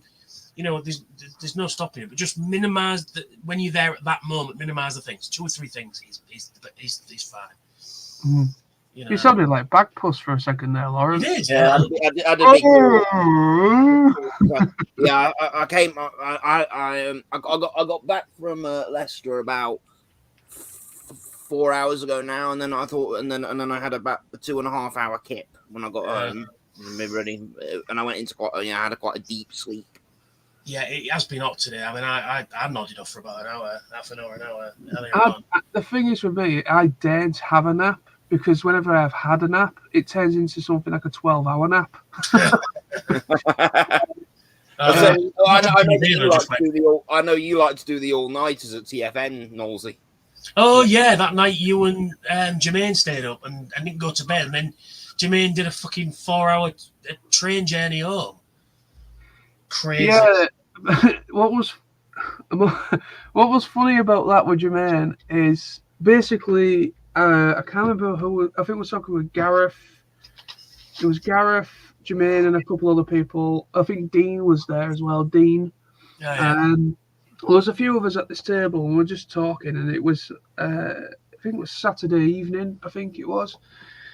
And so we're there till about something like 5 or 6 o'clock in the morning. And so it's getting bright outside, And then basically Jermaine says, right, lads, I'm going to get going. I'm going to get shooting because he was at a different hotel across the way at the airport side. So he says, right, I'm going to go and get some sleep, and then I'll see you back here for the con in a few hours. Just get my head down. No worries, see you soon. And I'm still up at this point. Everyone else had buggered off to bed, and I think I was literally on my own. Literally nobody else up. And I was like, you know what? Breakfast starts in about an hour. So I might as well just stay up, go straight in for breakfast. Like first in breakfast. So I went for breakfast, had some breakfast, still up, no sleep. And so it gets to about 8 o'clock. About 8 or 9 o'clock or something like that. So the convention was about to start, so I thought, sod it. I can always have a quick power nap later on if I need to. So I just started the day no sleep again. And then all of a sudden, as I come out the breakfast and have something to eat and everything, and then all of a sudden Jermaine comes back into the hotel. I'm like, all right, I thought you'd gone back to your hotel. And he went, yeah, I attempted to. Everything's locked up. I've spent literally the past 3-4 hours walking around the entirety of the NEC complex, Resort World and everything, literally the full thing, walking around it multiple times in order to try and find an exit, and he could not find a way out without getting a taxi. To be fair, though, that place is vast. Because in 2022, because the Commonwealth Games was on, and I think... Yeah, the Metropole Hilton was shut the Thursday night, wasn't it? Yeah, because there were, I believe it was... luckily for us for that night. Yeah, so we had to get... we were in the bar, and then we decided to go back to the hotel. It was at the... what do you call it? Garden Inn Hilton. No. No, we went to was it Jermaine's hotel? No, you guys did. No, but there was me, Catherine... I think Jermaine was with us. Yeah, he was, yeah. And Mark, Steve, and a couple of others. And we walked for miles with not another soul. It was like a fucking zombie movie or something, And we walked around that place for hours and hours and hours trying to find it, and realized. And then when we found it, we realized there was a quick fucking shortcut through the. Yeah. I was to say, funny, do you remember last year at the Minicon, John? Like, you arrived in Manchester, but you more or less went round in a little circle to try and find the right hotel. Yeah, I got lost for about 4 hours in Manchester because for some reason, Manchester Piccadilly, there was no direct train. Well, there was no train service to Piccadilly for some reason from anyone coming from Hull. So I couldn't get. That's the reason why I didn't come this year, because I just couldn't get there. Yeah. So basically, so there was no trains from Hull going to Piccadilly, so I had to get off at Manchester Victoria Station. So I'm not aware of that area of Manchester, nor am I aware of Victoria Station. So I had to somehow try and find my way from Victoria Station to where Piccadilly Station was to try and find the hotel. And could I hellish find it? And I asked 2 taxi drivers if they could take me, and both of them rejected and said no. And so I was like, right, so I'm fucking, what do I do, Because they did give you directions, didn't they? Saying saying it wouldn't be worth you paying for a taxi because you literally are like round the corner or something. Well, I didn't know that. Obviously, I didn't know that because I'm not aware of that Manchester that well. I don't know where the hell I am, So basically, I asked the taxi driver outside Victoria Station if he could take me. He said no, just go up that road. So I did that. Where the friggin' hell am I now? And then basically, I asked another taxi driver, and he literally had an argument with me, saying there was no such hotel I was asking about. So I'm just, you know what I mean?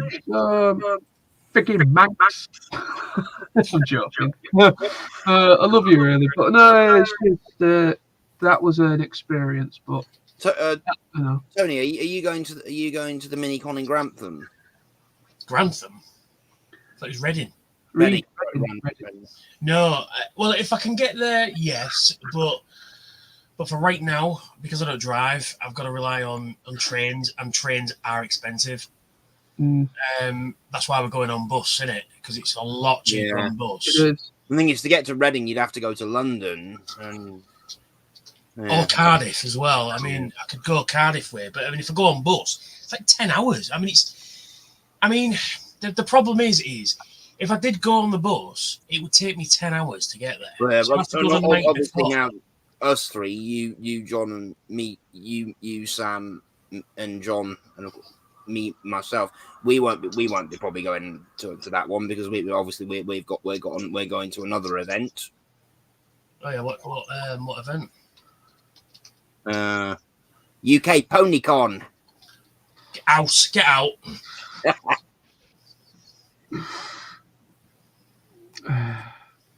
But yeah. So I mean, if I can get there, I will. But I mean, it's for right now, it's off the cards. If that makes sense. Yeah. So I mean, I could go and stay the night before. It's just that if I go on the day, the thing will be over by the time I get there. You know what I mean? It's that sort of thing. So I'm gonna have to get a night in a hotel and then fucking 10 hours back. So I'd have to stay another night. So I mean, for me, don't get me wrong, I'd love to go, but I think it just wouldn't be worth it because I've had to travel for 2 days nearly. You know, well, a better part for one single day, and it's 20 hours fucking round trip, isn't it? So it's So I'm just going to step out for a moment, guys, because I'm just going to go and put the kettle on. No problem. All right. All right. I'll be back in a minute, guys. Man's milk with 2 sugars. Oh, you go back. I'll say. I don't know if you remember this.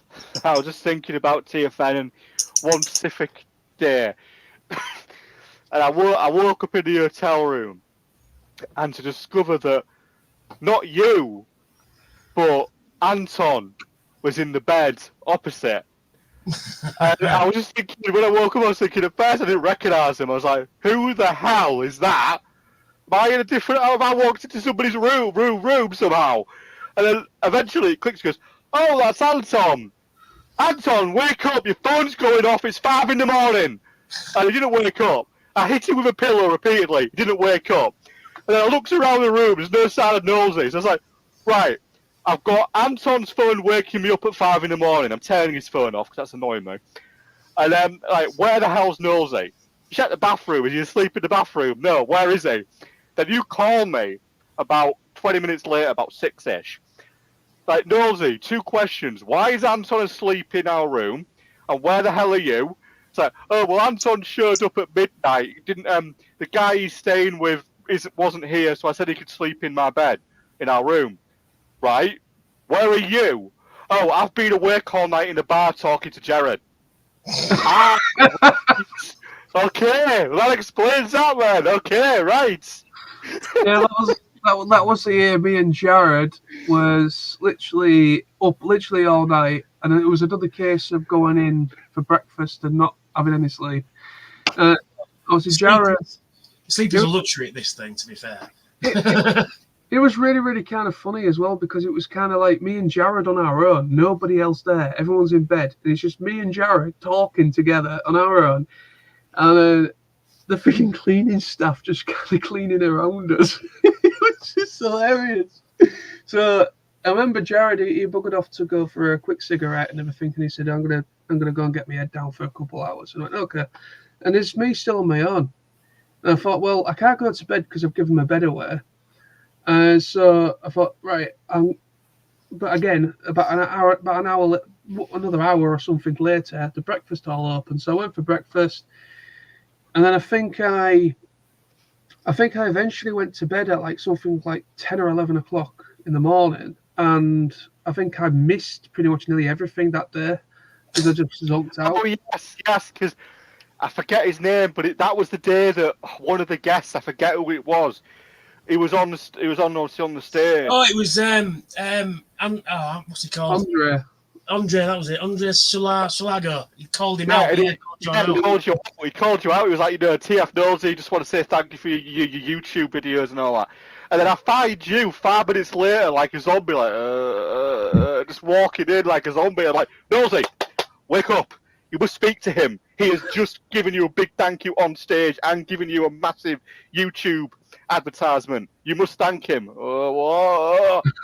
up. Sounds like Speak John. to that man immediately. What man? Whoa. That's man. I don't know. See, shenanigans. Mm.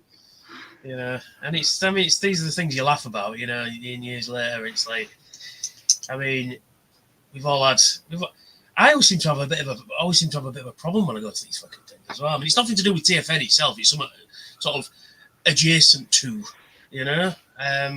Last year I had a little rodent problem in my room, which was fun. Oh yes, yes. You had rats. 1 year I lost my camera.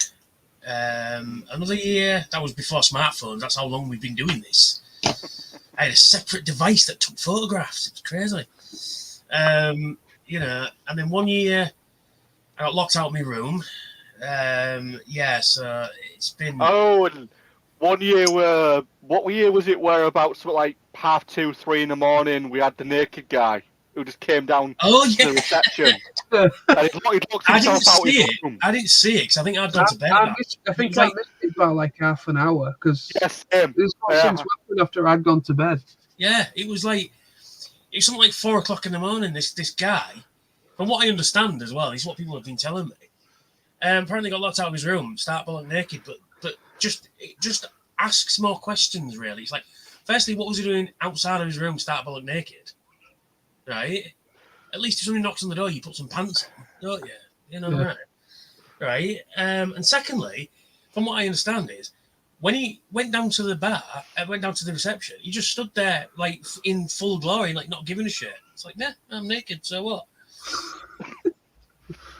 Oh yeah, and then there was the year with the quilters as well, they're all really lovely, but the quilters were there. Yeah, I remember you explaining to like an 80-year-old lady there what Transformers were, because she thought we were actual like engineers, like Transformers, you know. Yeah, and she went, toy designers. I'm like, well, no. I mean, statistically, 1 or 2 of us are sure, but you know, but yeah, it's it was quite fun. That was quite funny, yeah. And then there's the Faith Connors as well. Fuck's sake. Ooh, that was especially you, bloody nosy, with your T-shirt. When you actually deliberately walked past a big group of them with the pinhead T-shirt, God is busy, can I help you? Good God, sir. Well, I had an experience. I'd gone to the dealer's room and I had fucking boxing this arm, 2 carrier bags full of stuff. I thought, I'll go stick all this in the room. So I'm going in the lift, and as I get into the lift, as the lift doors open, walking to the lift, there's a woman and 2 kids, a boy and a girl. Girl be about 10 or 11, boy about 7 or 8, something like that, right? And I'm sort of going, fucking hell, because I was on the 5th floor, I had to go through like every floor. I kept stopping as well on the way up. So I'm like, I've got all this stuff in my hand, and then this woman looks at me in the eyes, right? And she had all the FaithCon badges and shit. And she did this. She went to the little lad is looking at my stuff, right? So you can imagine a little lad, about 7 or 8, knowing just down the hall there's a room full of toys that he can't go have a look at. And then his mother did this. She grabbed both the kids, turned them away, covered their eyes, and went, "Don't look, children." And I went, "Come on, that's a bit pathetic." You know, I mean, all right, you enjoy your thing, I'll enjoy my thing, you know, but that you shouldn't do that to kids, to be fair. You know, that's not nice. It was the way she looked at me as well. I was like, with absolute disgust in her eyes, you know. Yeah, they were all largely American Jehovah's Witnesses. No, they were mostly British, actually, but they're all Jehovah's Witnesses, but they were mostly British ones. There was the odd American here and there, but from my experience, it was mostly Brits I saw. You know, Yeah, they but were a it's bit weird, look, weren't if you like your thing, fine, enjoy it and do your own thing. But I've don't gotta judge be me honest. because I don't like the same thing you do. You know? The West sort of like alongside us to get other people that were staying there, which I just found to be very arrogant, were the dance competition girls. Oh, that's there this year. Oh god, they were so arrogant. Some of them, they were just absolutely arrogant.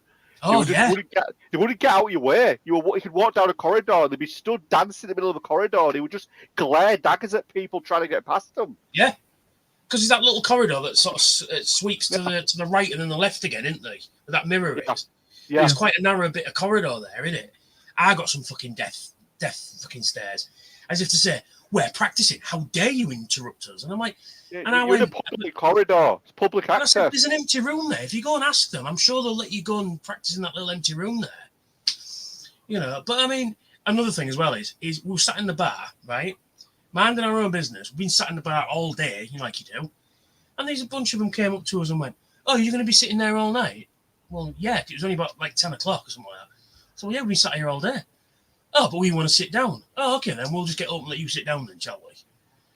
And the most egregious, they caused problems. They were having parties and shagging around and all kinds of stuff, weren't they? And the most fucking annoying thing that they did, does everybody know Ruth?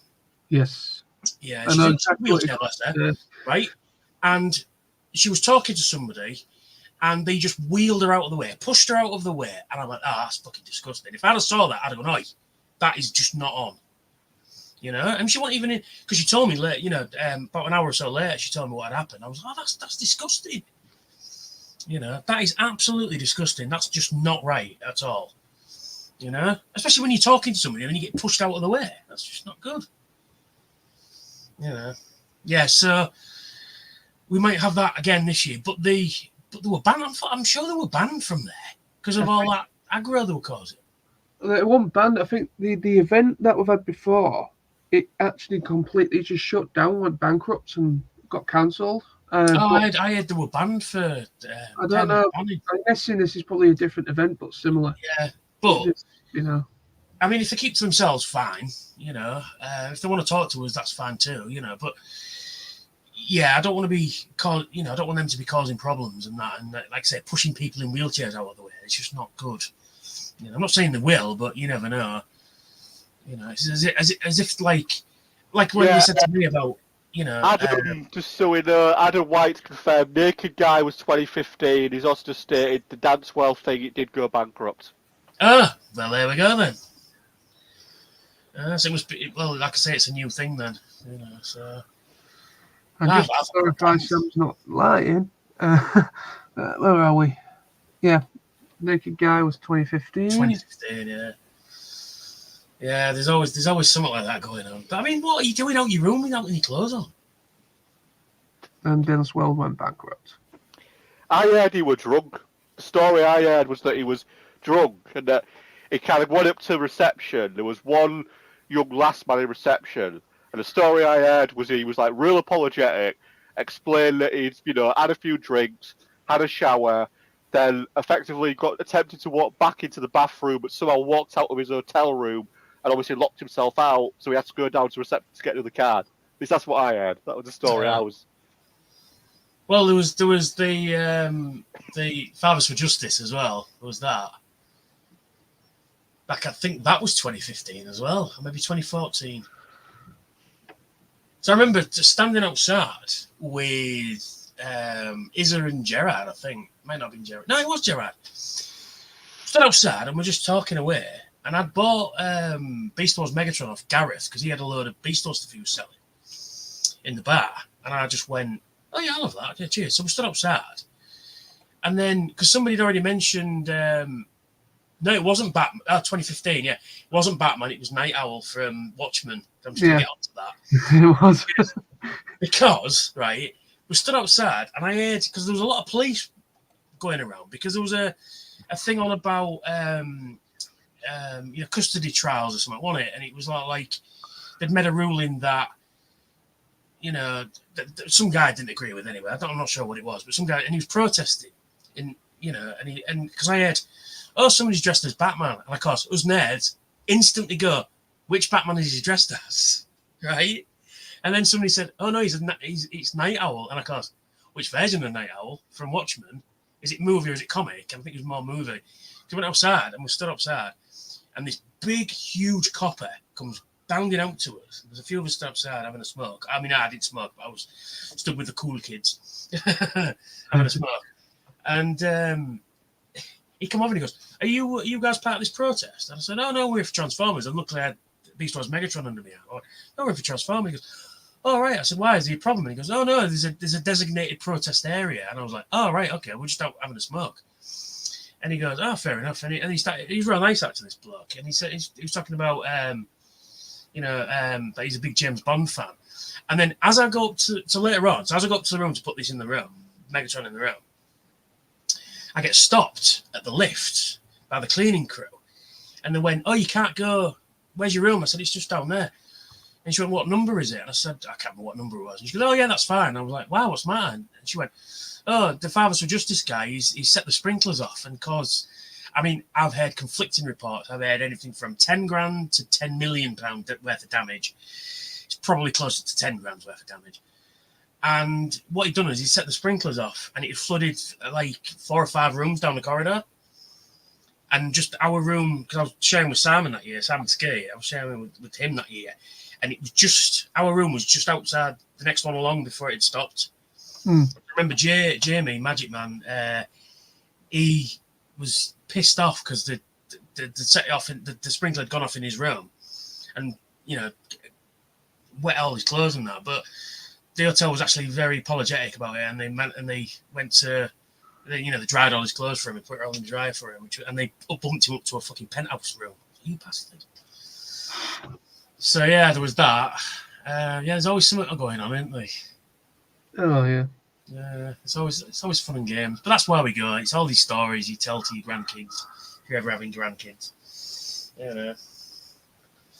I was thinking of writing a book about it once, well, not necessarily about TFN itself, but all these daft convention stories, Yeah, Sammy says, aside from seeing everyone, I'm looking forward to a few of the comic and voiceover panels. Yeah, me too. I am as well, yeah. Those always help make comic itself enjoyable. Yeah, I always go for them. Voice actors are one of my draws, as well as the people that I've come to know over the years. Well, yeah, comics is always good. I mean, I'm in the process of trying to collect all Dreamwave covers. I think, missing 13 out of everything. Out of all the, the rare covers and retailer incentives and stuff, I've got most of the rare retailer incentive stuff. It's just like, alternate, like second printing stuff here and there I'm missing. So I'm hopefully picking up a few of them this year. So I've got all the like convention exclusive ones. I've got even the retailer incentive, which when it came out, there was an embargo in the UK for Transformers comics. It's the one where Ultra Magnus is bursting out of his armor. I've got that cover, which is really rare. But about 10 years ago, it was worth about 200 quid. Now it's worth about 20. So I've got that cover. And yeah, so I'm just trying to get a complete run of that. So yeah, it'd be quite good. Awesome. It'll be good to see you guys again. This is Sammy again. I wasn't there last year, and it will be good to reminisce myself into the... It'll be good to see you guys again. I wasn't there last year. No, you wasn't. No, you was missed, and you was the topic of conversation a few times. Yeah. But I'm just missed you in that. It's going to be good. I mean, I wonder if Dodie's going to be there. I wonder if we're going to get another round of Dodie and Sammy having an interesting debate about films. Remember those years? No, I don't seem to miss those. No, I don't know if you remember the time one night where TFN, where Dodie came up to us and he'd had a load to drink, And the next thing we know, we're dealing with the Viking mountain man that is dirty, basically crying. And none of us knew what to do. We were just sat there with this like mountain of a man crying and being like, you two are just so nice to me and everyone's so nice to me. You're a great guy, Dirty. Chill out. Oh, I'm so happy. He's like, I don't know what to do with you, John. What do we do? Oh, do you guys?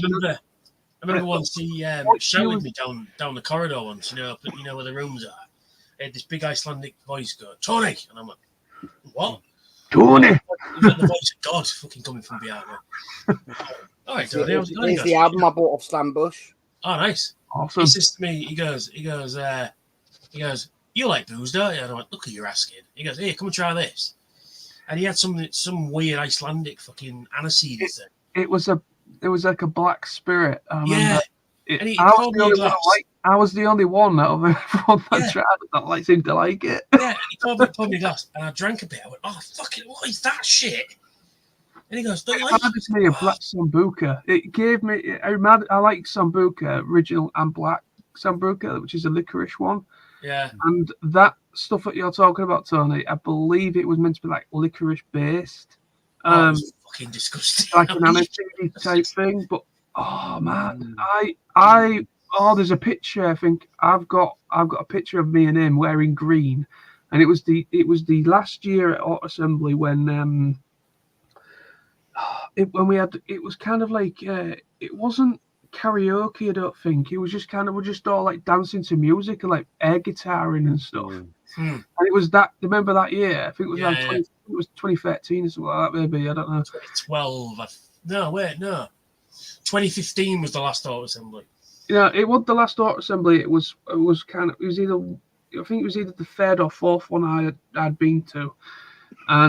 But Dodie was there that year, and both of us are wearing green for some reason.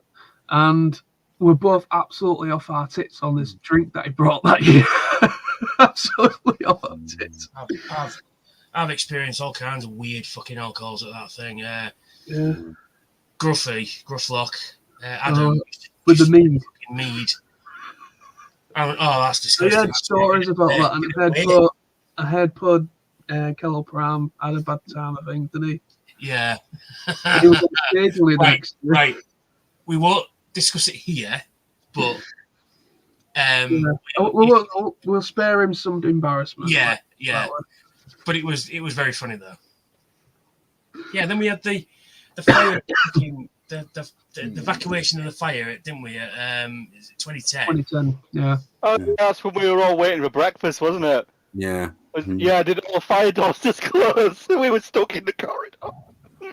Well, I remember we stood outside, and I'm talking to Izza and Tori, and they went, "Oh, we've got to go somewhere," and that's when Chris and Jeff showed up.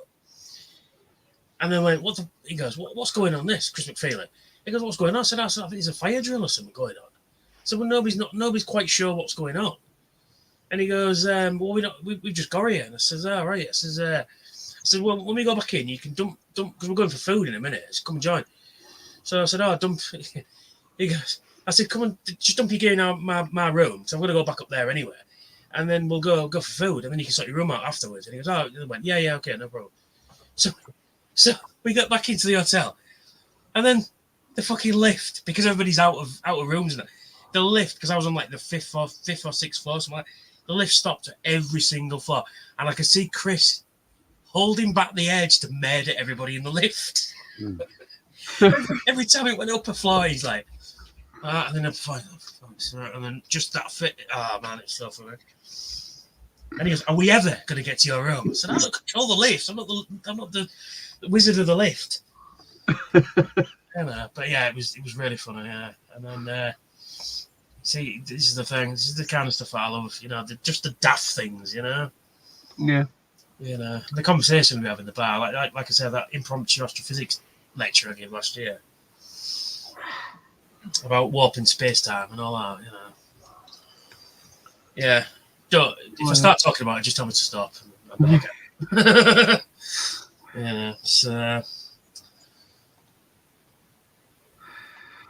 anybody got any more questions? Yes. All right, let's do it. So Adam again says, question. The curse of being a TF Nation veteran is that newcomers won't believe some of the advice you give.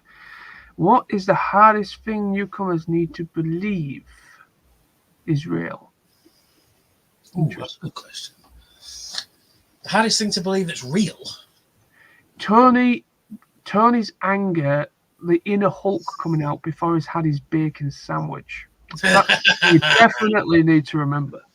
No, it's beyond Hulk. It's like Super Saiyan anger. You know what I mean? Yeah, we've both heard that, haven't we, Nosy? That whole year where Mr. Thrussell was in one hell of a mood in the morning, and he was about five hotel rooms down from us, and at about 6 in the morning, we literally heard him going down the corridor, and then going in the lift, and then the lift closed, and like, what the hell was that?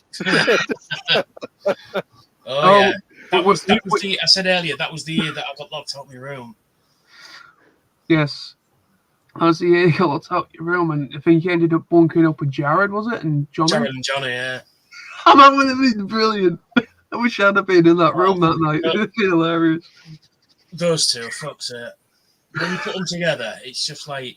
Because I've found out about this from Jared and Johnny. Oh, it was like angry as fuck, and I'm going, fuck. And they're telling me to shut up. I'm like, for fuck's sake. Apparently, people trying to find you the next day because of what Jared and Johnny kind of saying about it. Because I had to go for a walk. You just separate myself a bit. Everyone was kind of looking all over for you because they couldn't find Tony anywhere. And he buggered off into Birmingham to go get himself a bacon sandwich. Yeah. That was funny. Yeah, that was good. Yeah, I'll tell you what. One of my favourite highlights though was, I mean, this is awesome. This is the first year as well, right? The first year I was there, so 2009, is the fact that Greg Berger was there that year as well. He came round and spoke to everyone in the bar. It wasn't like, I'm Greg, thanks for coming, and then expect that, thanks for coming. It was none of that. He was genuinely interested in you. He was genuinely interested in you and where you're from and all that sort of stuff. And then sort of Saturday night, this is hilarious.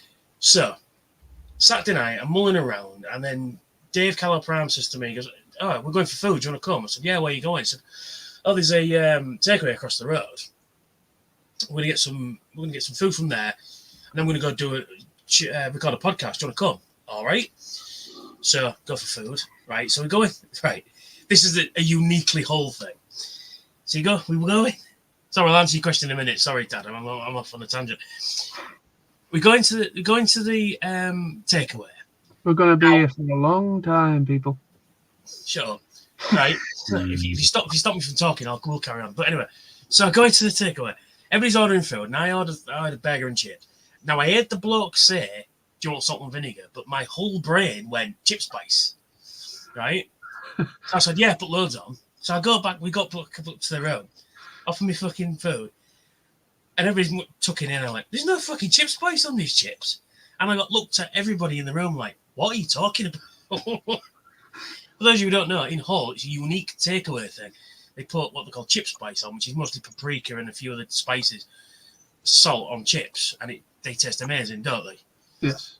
Yeah, it's a uniquely Hull thing. It was also that time Adam came to Hull and we introduced him to a Hull patty. You tend to put work that time when I was at Anyway, yes. Like, oh my God, it was like the best thing. So we're recording the podcast, and then out of nowhere, Greg appears, and we're all like, he's interviewing. It's just like the most surreal thing. Like, this isn't happening. What is going on? You know what I mean? It was that sort of unique experience that only people in that room. There's a picture of us all. It's on my Facebook somewhere. We're all in the room, and it's like, how have I got into this little inner circle? You know what I mean? It was amazing. So yeah, newcomers, to believe it's real is turn up is one. You've got to turn up because we can talk about it and show pictures of it and videos of it and stuff, but to experience it, you have to turn up. Yeah. You have to be there to believe it. Yeah, you've got to be there. You've got to see it to believe it. Yeah. You know, I mean, going in that dealer's room, there's a wonderful picture of Julia. Bless her. She's not coming this year because she's working. Bless her. There's a wonderful. It's on the TFNation website. She walks in the dealer's room and her face is just like walking into heaven. Yeah. You know what I mean? You know, There's it's a lovely picture of it. It's really There's a lovely. couple of pictures of Julia actually. Funnily Yeah. enough, remember that year when they did they assembled like Tara Strong and all the voice actors for Transformers Animated, and they did that continuation for like Oh season yeah. season 4, sorry. And there's a picture, the official picture TFN took of like the front row, and Julia's there, and she's literally like, Yeah. it's just like pure joy. Oh yeah. I mean, I was just like, I was just scratching my head throughout the whole thing, like, how the hell did they get Tara Strong? How the hell did they get Kevin Michael Richardson? And Yeah, it's like an ecstasy sandwich wrapped in joy bread. Now there's a reference you won't get, but there we go. But yeah, like I said, you just gotta be there to experience it. It's just one of those things that we could talk up the best game in the universe, but it will be nothing until you experience it. 100%.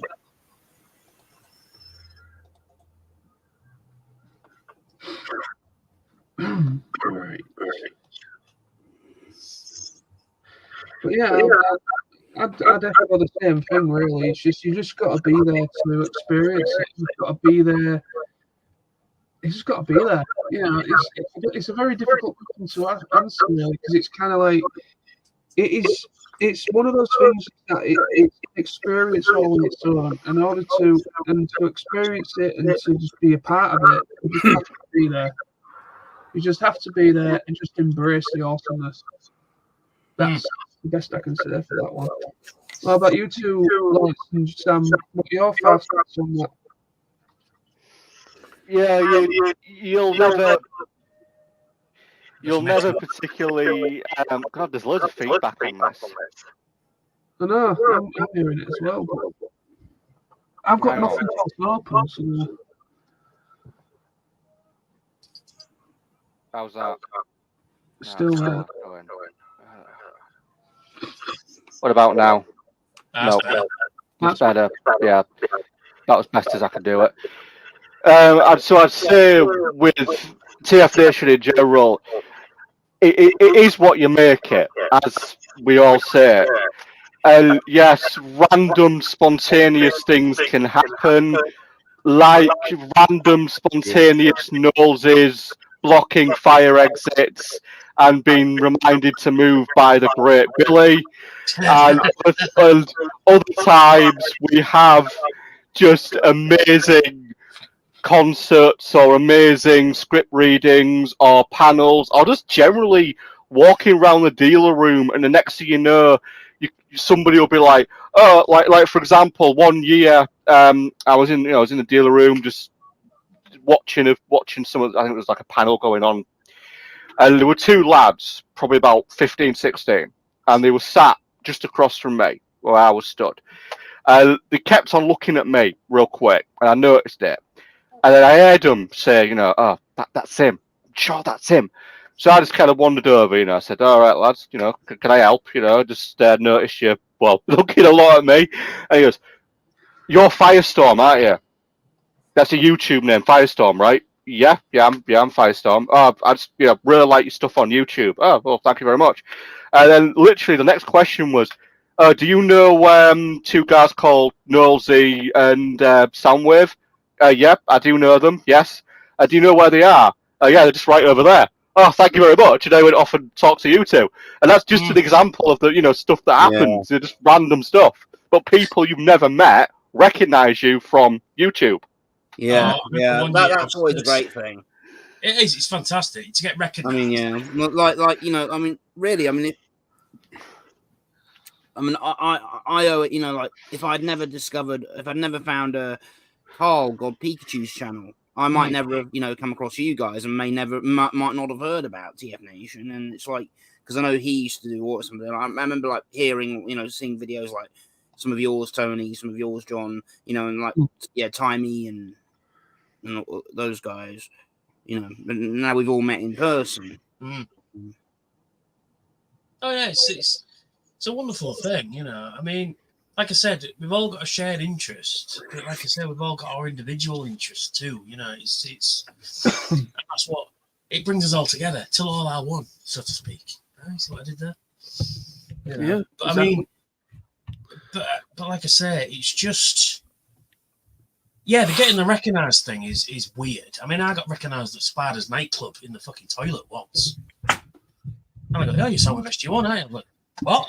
Shit. And this is back when I only had, I don't know, 100 subscribers or something like that. And I'm like, okay. Let me finish my pee first, But no, I've been recognised quite a lot by people. So real quick, Tony, about you talking about being recognised. This was the strangest thing. It was on my way home from work one day, a couple of weeks ago, I believe. Oh no, sorry, it was last year. Last year on the bus home, I was on top double decker. I was on top. Sort of at the front, there was a mum and a little boy, probably about 7 or 8. And all of a sudden, as we were sort of just going past interchange, he starts shouting, "Mum, Mum, Mum! I've just seen my favourite YouTuber! I've just seen my favourite YouTuber!"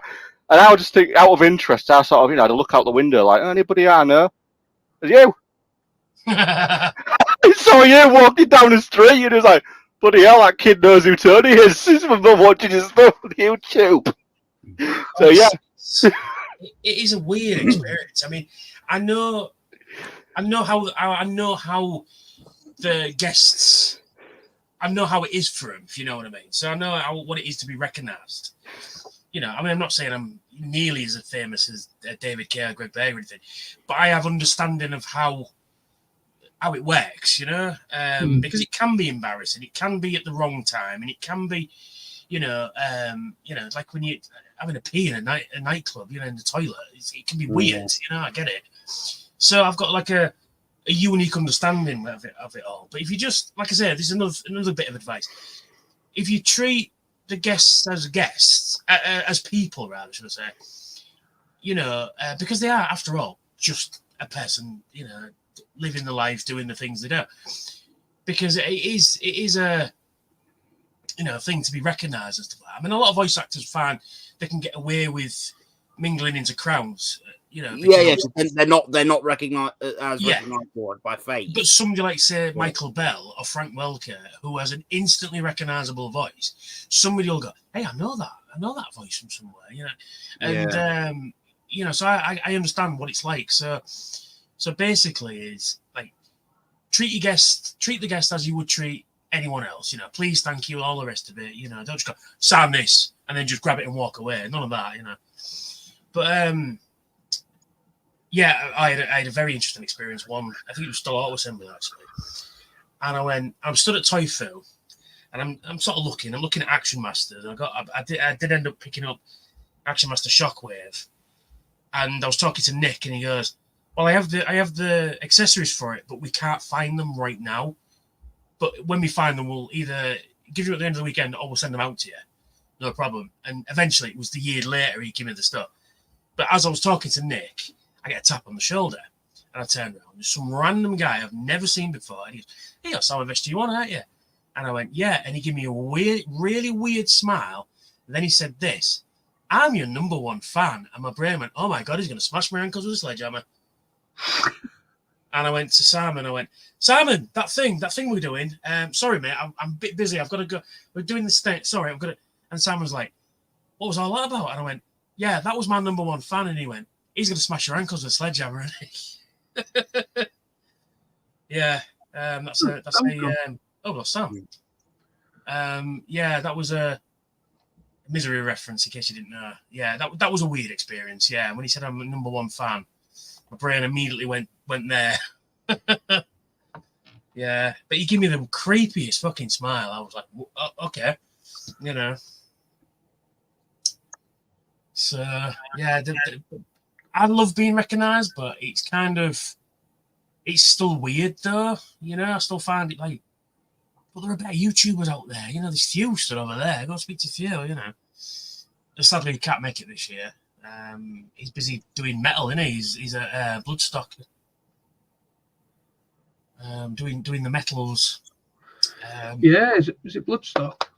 Yeah, it's Bloodstock. Yeah, same weekend as TFN. Yeah. Yeah. No, but I'm happy for him. Yeah, no, I mean, I've been listening to his band Rogue Limb, by the way. Is the band. Mm-hmm. If you like metal, fucking great. So yeah, it's so. I mean, obviously, Thew's a lot more recognisable than I am, and I do get. It can be overwhelming for somebody, you know. If you are a big YouTuber and you can get overwhelmed by it all. So, just like I say, if you do see somebody like that, by all means go say hello. There's no thingy, but don't pester them and don't, you know, thingy like that. And then because we've seen it actually happen. Does everybody remember Mel? Mm-hmm. You must remember Mel, John. Mel? Yeah, the Scottish. Oh, yes. Yeah. Yes. We're not going to go into details here, but yeah, it can get a little bit. What's the word? Intense is the best word. Yeah. Yeah, I'm not going to go into details here, but those who know. But yeah, yes. So, unfortunately. yeah. I mean, but to be fair, that is the only instance of it. It's other than that, it's like I say, it's a safe place to go. People love the same shit you do, and you will make friends quick as a flash. You know, even if you've never been before, you don't know anyone. Like I said earlier, you sit down at a table, somebody's got robots, and it's like, oh, cool, and then you spend the rest of the weekend with them, and that. You know, it's just fantastic. And you know, by all means, come say hello to me, John, Lawrence, Sam. You know, I'm not going to be. Oh, I'm too busy to speak. No. But one year though, I can't remember what TFN it was. I think it might have been the first one. It might have been the last August or the first TFN. I can't remember which one it was. But I remember it took me 2 hours to get from the dealer's room back to the bar. So I kept getting stopped by people all the way along. And one there was a little lad just like movie Optimus Prime who had come into the entertainer.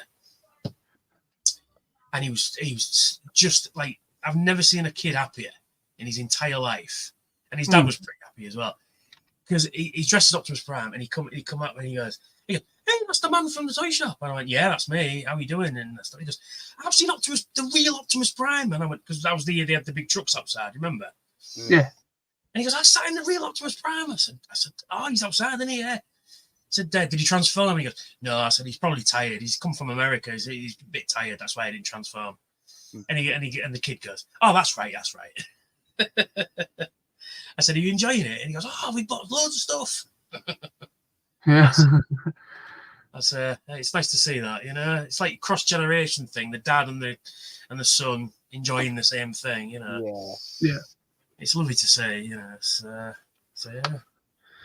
Any more questions, or are we done? There's You a got few any more questions? Right, I'm just going to say, right, Jake Froster is the guy that is the cosplayer who sadly passed away. Wears all the glasses. Yeah, he was. Yeah, his Waspinator cosplay was just amazing. Oh, that was so good. Yeah. Yeah, he was crushed into a cube like in one of the episodes. Yeah.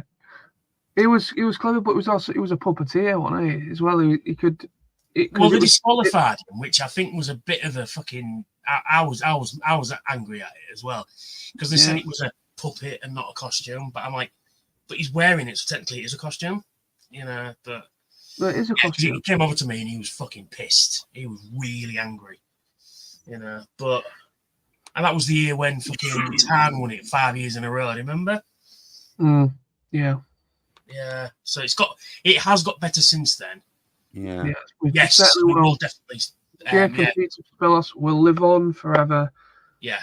In all of our memories and everything, and we will definitely celebrate their life Yeah, well, like I say, it's not going to be it's just going to be an impromptu thing. We're all in the bar Friday night. We're going to raise a glass, get a whiskey, because that's Pete's drink. Get a whiskey and we'll go, you know. And yeah, it's do you know what? I've never when I heard the news that Pete had gone, it really hit me fucking hard. It was a Sunday, and I think it was around Halloween time, wasn't it, last year? And I was at my friend's house because I go out on a Saturday night. Oh, he did, yeah. Like I said earlier, he did integrate himself. He was one of us. He was one of us. Like I say, everyone's granddad. It was amazing. You know, because all the little kids were calling him Papa Shark, weren't they? So that was really nice. Yeah, I was at my friend's house because what we do on a Saturday night is we go out and we stay at my friend's house because she lives really close to all the pubs we go to, and it saves on taxi fare as well. So I remember that morning waiting for our Mackies, because we always get Mackies, waiting for Mackies, and I got the notification. I was fucking in tears, absolutely in tears, because I'd spoke to him sort of about a week or so before, and he said he wasn't very well. You know, hadn't been very well for a while, but then he had cancer on it, and he'd just been on chemo, and he wasn't very well. And I just said, "Oh well, I'm sure we'll see you soon." And you know, because he had to go, and then like I said, about a week or so later, I was distraught, absolutely distraught. And I even messaged Lindsay, my ex, because she met him and she fell in love with him as well, and she was broken up as well. So it was I've never been, you know, it felt like a family member had died. You know, really hit me fucking hard. You know, it really did. And it was just such a, and then it was like, was it about 2 or 3 weeks later we found out that Jake had died as well. Yeah. No, that was horrible. And I'm just like, holy shit, what? He hadn't long been married either. It was only a couple of months, wasn't it? It wasn't even that long, was it? Yeah.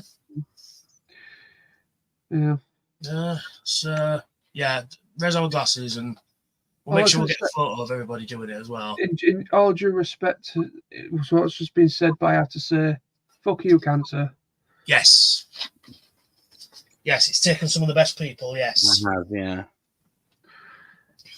And also, all right, you asked me, because it nearly took me. You know, so yeah. Yeah. So anyway, we'll get back on the good stuff. Yeah, it's we're gonna have a fucking blast. We really are. We're gonna make it the event to be talked about. You know, in a good way. It's like, oh, you want a TFN? Oh, you missed all this. You know what I mean? Mm-hmm. Yeah, we'll make it a good one this year. And like I said, Raymond T. I'll pull that back up.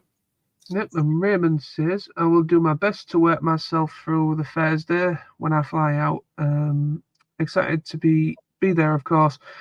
But August 8th will be the 8th year since my dad's passing. So, yeah. Oh, yeah. Yeah, I'm sorry to hear that. Yeah. My mum died 2011. So now that was a very weird year, wasn't it? 2011. It was, yeah. Jesus. Because, well, my mum died in the April of that year, right? It was 10 days. Yeah.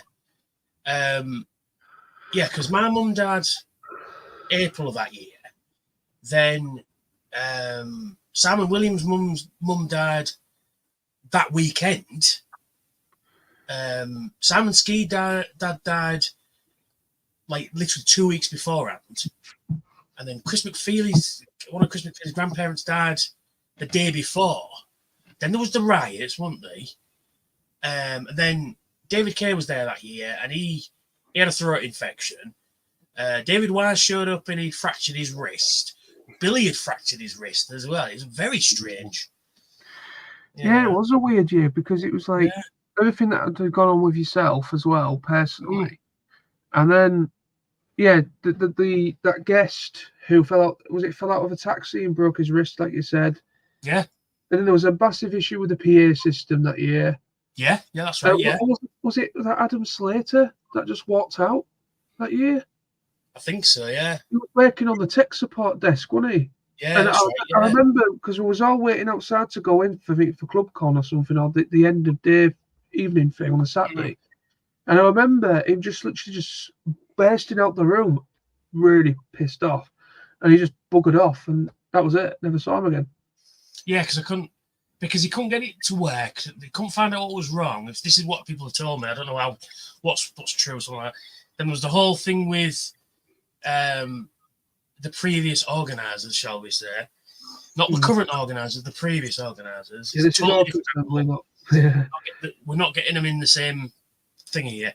Yeah, there was trouble with that. And then there was all kinds of weird shit going on, yeah. Yes, I don't think he's been back since, has he? No, he's in America now, isn't he? Yeah. He moved to America, yeah. But yeah. Excuse me, sorry. Right, Those of you wearing headphones, sorry. Yeah, but it's well, let's talk about the positives. Let's talk about the negatives. There's been a few negatives here and there, but nothing to. There's been more positives to iron the negatives out, you know. So we're gonna have a good time. We're gonna have a great blast. Sam's not here at the moment, but he said, "Don't tell Sam, but I'm hiding behind that bush." Have you got your tripod stand ready as well? Raymond says, "Oh crap! I'm a TFN cruise. I'm in a TFN cruise share. I'll just point towards Tony. Yeah, that's it." I'll go. While you're talking to me, you can subscribe to my YouTube channel. Adam says, "If you need help, just ask these light blue T-shirt volunteers. They will escalate it. They will escalate if needed." Yeah, they are really good. I mean, I had a problem with the rodents last year, and they stepped in and they were really sorted out almost straight away. It was really good. So. Adam says, "I know I am often joking on chat, but this info is so good. Please do come as follow their advice here." Thanks, man. Yeah, thanks, man. Well, like I say, we've done it. We've been there. We've made these mistakes, you know. So we know how things work at these things, and it's always. I mean, if somebody had told me this advice back in the day, I wouldn't have made those mistakes. But that's how you learn, though, isn't it? But I mean, it's nice to know that, you know, we're not the only ones that do it, and it's nice to know that somebody goes, right, yeah, you need to do this, and this. But if you do this, and this, you'll have a better time, you know. And like I said, I have had people come up to me and go, "Oh, I didn't know what to do, and thanks for your advice," and this, that, and the other, you know. And but more importantly, the best bit of advice I'm ever going to give to everyone, right, is shower and wear deodorant. Yeah. Because it's summer and it's obviously August, and it's and that hotel does get very, very, very warm.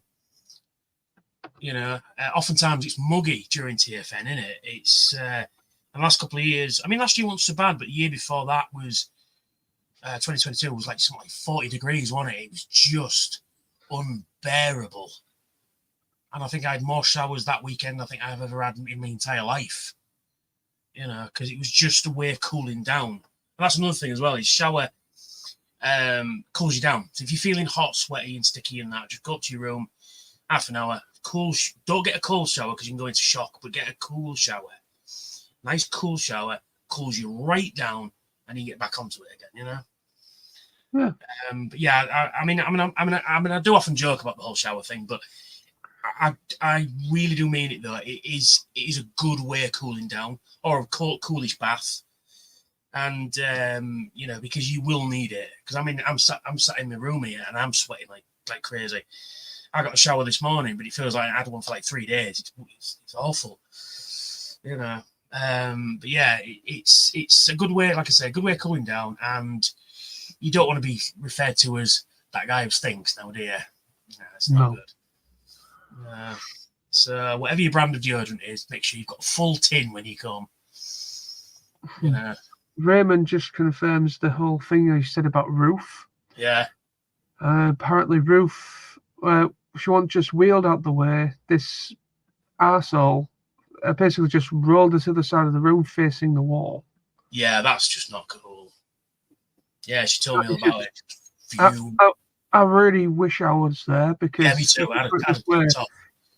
let's just put it this way. It wouldn't have been a good time for that guy.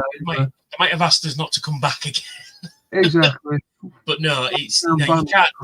You just got to treat everybody with respect. Whatever the thing. But the fact that, like I say, I didn't witness that. I was only told later on what had happened. But the fact that they came over to us and go, "Oh, well, we want to sit here, move," is basically what they said. It's like, well, we'll be sat here fucking hours. You know what I mean? It's like, we're not moving. Because I'd never in a million years have I gone into a pub, club, wherever, and gone, well, I want to sit there. Can you lot move so we can sit down? Never crossed my mind. If it's a busy pub or something like that, and there's a chair empty, I said, would you mind if I sit there? Sure. Come and join. I might even said. But it's just there's absolute disdain for us, which is crazy. Sam's probably not coming back on. Apparently, his internet's not working. I'll tell him he's got to pay his bill. So, unfortunately, people watching, Sam has had to unfortunately come out because his internet has gone down. Even though we're on the same internet, me, Tony, and Sam. Sam and Tony. But for some reason, it looks like his router's gone or something. I don't know. It's having the internet out in the shed. It's Adam. That's what it is. I think Adam's gone. I think Adam's cut the cable. Yeah. So yeah. So no, like I said, the best advice I can give is have a good time. That's what we're there for. Buy some robots, have some drinks, speak to peeps, watch some panels, and you'll have a right fucking blast. Yeah. 100%. That's it. The daft things, like the best times have been sat in the bar playing Cards Against Humanity and stuff, and as daft as it is. I say that the highlight is just on top of everything else, meeting the guests, going to the panels, the club con, whatever extra events they have. But the best fun I think you can ultimately have is just being at the bar and chatting, and showing off stuff you've got. I've always loved, one thing I've always loved is on Thursdays, walking in and, seeing people at the bar, and they've already got like bots on the tables and stuff. Yeah, already, yeah. It's crazy, isn't it? Yeah, I know. And always seeing Jim Sorensen walking around the bar on his hat. Yeah. It's TFNation then. Oh, absolutely, yeah. When you see Jim's cowboy hat, yeah. Yeah. Yeah. Like I say, it won't be the same without him. And again, Jim's got time for you. All the guests have time for you. Yeah, I know. Jim's they end up in the bar and they will come over to you and talk to you. I remember speaking to Venus Terzo. Oh yeah, we did. We stood outside the door, outside the hotel, didn't we? And talked for hours. It must be like 6-7 hours talking to Venus Terzo. Just for hours and hours and hours. And people came, they went, and she was absolutely lovely. I forget her name, but she plays RC in Prime. Yeah, the name escapes me, but she was lovely as well. She came over to me and went, because when I got my autographs, because I was helping Nick out that year. I'd help him I wasn't helping him. I helped him set up the table, and I was in the dealer's room before it opened, and I just quickly ran to all the guests and got everything to sign my stuff. Somali Montana. That's her. Really nice. And I said to her about she goes, people been putting up countdowns. I said, oh yeah, that's me. And she went, really? That's you? I went, oh yeah. And then she was talking to me all weekend, like seeing her in the bar, and Greg's one for staying in the bar. But like I said, another good. Yeah, so at one point, didn't was it who was it, the guest who bought you lots of drinks that one time, Tony? Oh, Aaron Archer bought me a couple of drinks, which I do owe him back. He just kept fucking going, "Oh, do you want another drink?" I was like, "No, you're all right. It's like 10 quid a free." He goes, "Oh, no, don't worry about it." I'm like, okay. Although I did hang out with Keegan Delancey and Mano Intirami one year at a Star Trek convention. We got absolutely destroyed because they're the same age as me. Yeah. Oh, no, you keep going, Tony. Sorry. I was going to say they're the same age as me, and then they couldn't believe that because they're in the UK, they're allowed to drink. Because of course, I was I think 20 at the time at a Star Trek convention. Yeah, because obviously in the States it's 21. Yeah, and they were like, "No." I said, "Yeah, you got to be 18. You can be 18. You can be allowed to drink." And I'm like, "No." I went, "Lads, fucking shut your mouth. Here, get them down your neck." And we got absolutely pissed up that night. It was hilarious. And they both owed me a drink. I was to say with TFNation, I was like, it felt resembling. I mean, my dad took me to my first ever convention when I was 7 years old. It was mainly a Star Wars convention in Blackpool, and like the funny thing is, wait.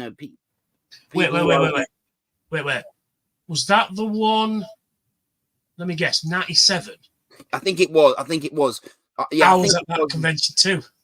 Was it 97? Yeah, 97, 98. And like, it was a supernova event. I was there at that convention. Yeah. My dad took me there. I was like 7 years old. I was 7 years old at the time. So you would have been probably about 17, 18-ish. And like, it was like, just seeing like what the real Trader Hall looks like, but then going and meeting the people, like meeting like Dave Prowse, Darth Vader, and Boba Fett's actor Jeremy Bulloch. Unfortunately, he's no longer with us as well. Now there is and most of the guests that were there that weekend are no longer with us. He took a real liking to me, and even after I met him and got an autograph, he let us sit with him in the bar. And his son, he got his oldest son to take me around the convention, and like I got to sit with people like Dave Prowse and have a drink and stuff, which was like, and then I went to a few other conventions since. I mean, the last one I went to was when I was about 18. We used to go to like memorabilia at the NEC.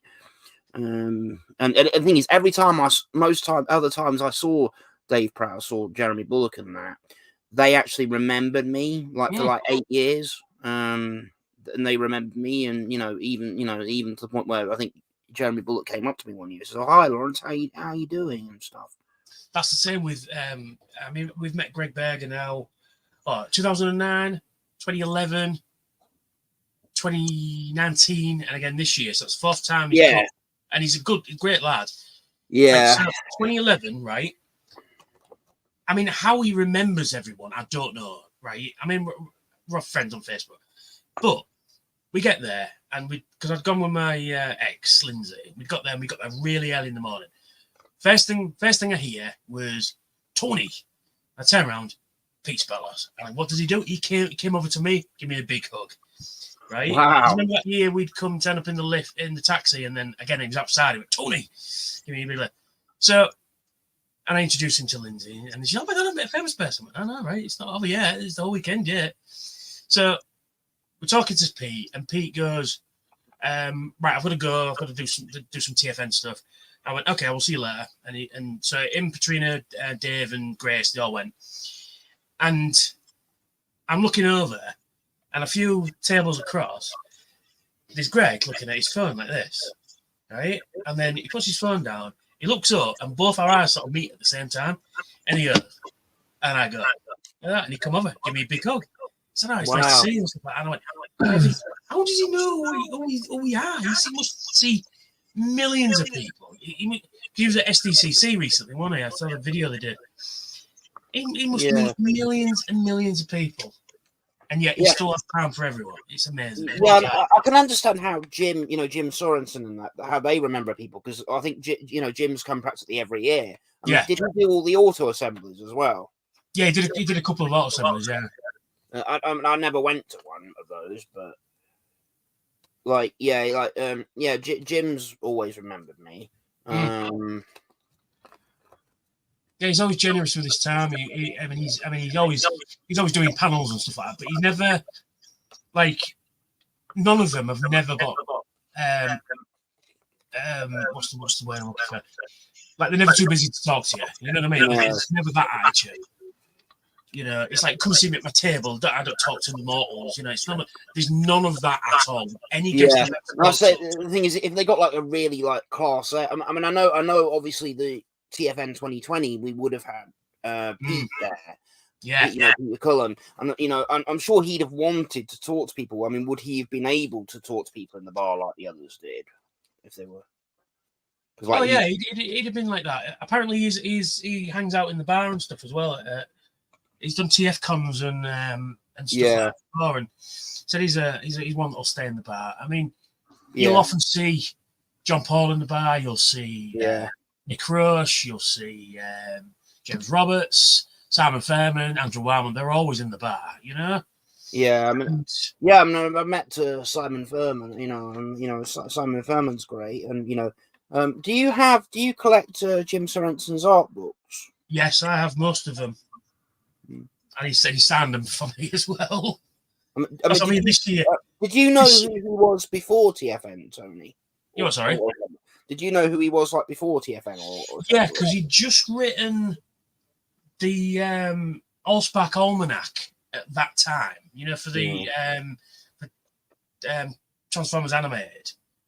Yeah. And because Bill Forrester was there as well, and he's not been back since because he's not. Yeah, and obviously in 2017 they had Bob Budiansky, and I remember like seeing the panel with him and Furman. Oh man, Bob Budiansky, what a fucking dude! And I'm sort of, I said to him because I watched his panel, which was great, and he had all his paperwork and stuff that creating characters and all the issues he'd worked on and all that, and you know, and then he put it all on the screen, and it was great. And every time I had a question, I'm like, oh, got a question. He answered it almost straight away without me asking it. He went to that next subject. I was like, oh, okay, that's answered my question. And he said, oh, I'm going to make my table, blah, blah, blah. I've finished the panel, make my table. I was the first one in the fucking queue, right? Not that I was heading that way anyway. I just happened to be the first in the queue. And he signed, and I forgot to bring it. It fucking pissed me off. I don't have the original issue 5 with Shockwave on the front, which is probably one of the most famous Transformers covers. You know, it says Transformers are all dead, that cover. Yeah. I have the issue 22, the UK version of it, and I forgot to bring it, didn't I? I was like a dick. But he had posters of all the issues he worked on, and I went, oh, dude, I need that. So I bought that, he signed it, and I just said, oh, I want to say a big, big thank you to you. And he's like, well, he says, oh, you're welcome. But he says, well, why all the thing? I said, well, because without you, none of us would be in this room right now. That means all the voice actors, all the comic book artists, and everything like that, and the guests, and the attendees. Without Bob Budiansky, none of us would know each other. Yeah. You know? And he's like, oh, I think I humbled him a little bit. I said, oh, sorry, I didn't mean to embarrass you or anything, but you know, I just want to say thank you, you know? I just want to say thank you. Because yeah, I mean, I felt a bit like that in ways. You know, remember at Liverpool Comic Con, because obviously I went and met you know, the late great Jason David Frank from Power Rangers, who's still no longer. Yeah, because you and Sam both went to see him, didn't you? Yeah, and obviously, you know, obviously, because of like all the restrictions they had and stuff, you couldn't shake hands and stuff, and I didn't get a picture because you could get a selfie, but it was expensive. Obviously, you couldn't shake hands. And I simply had time, I think, while he was signing the autograph, I had time to ask him one question. I said, what was your... Yeah, it was just before the restrictions, though, wasn't it? It was just literally... Yeah, but there were still very tight restrictions at one. Like, you couldn't, no handshakes, you couldn't, and I remember, going to see him, I think the question asked, what was your proudest memory of from Power Rangers? And he said, you know, being revealed as the White Ranger. Yeah. And, well, I had a similar experience with when I met Frank and Pete.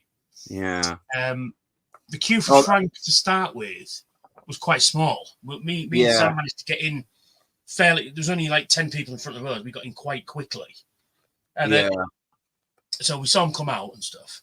Anyway, I went to meet Frank, and I went, and I fangirled hard. I'm so sorry.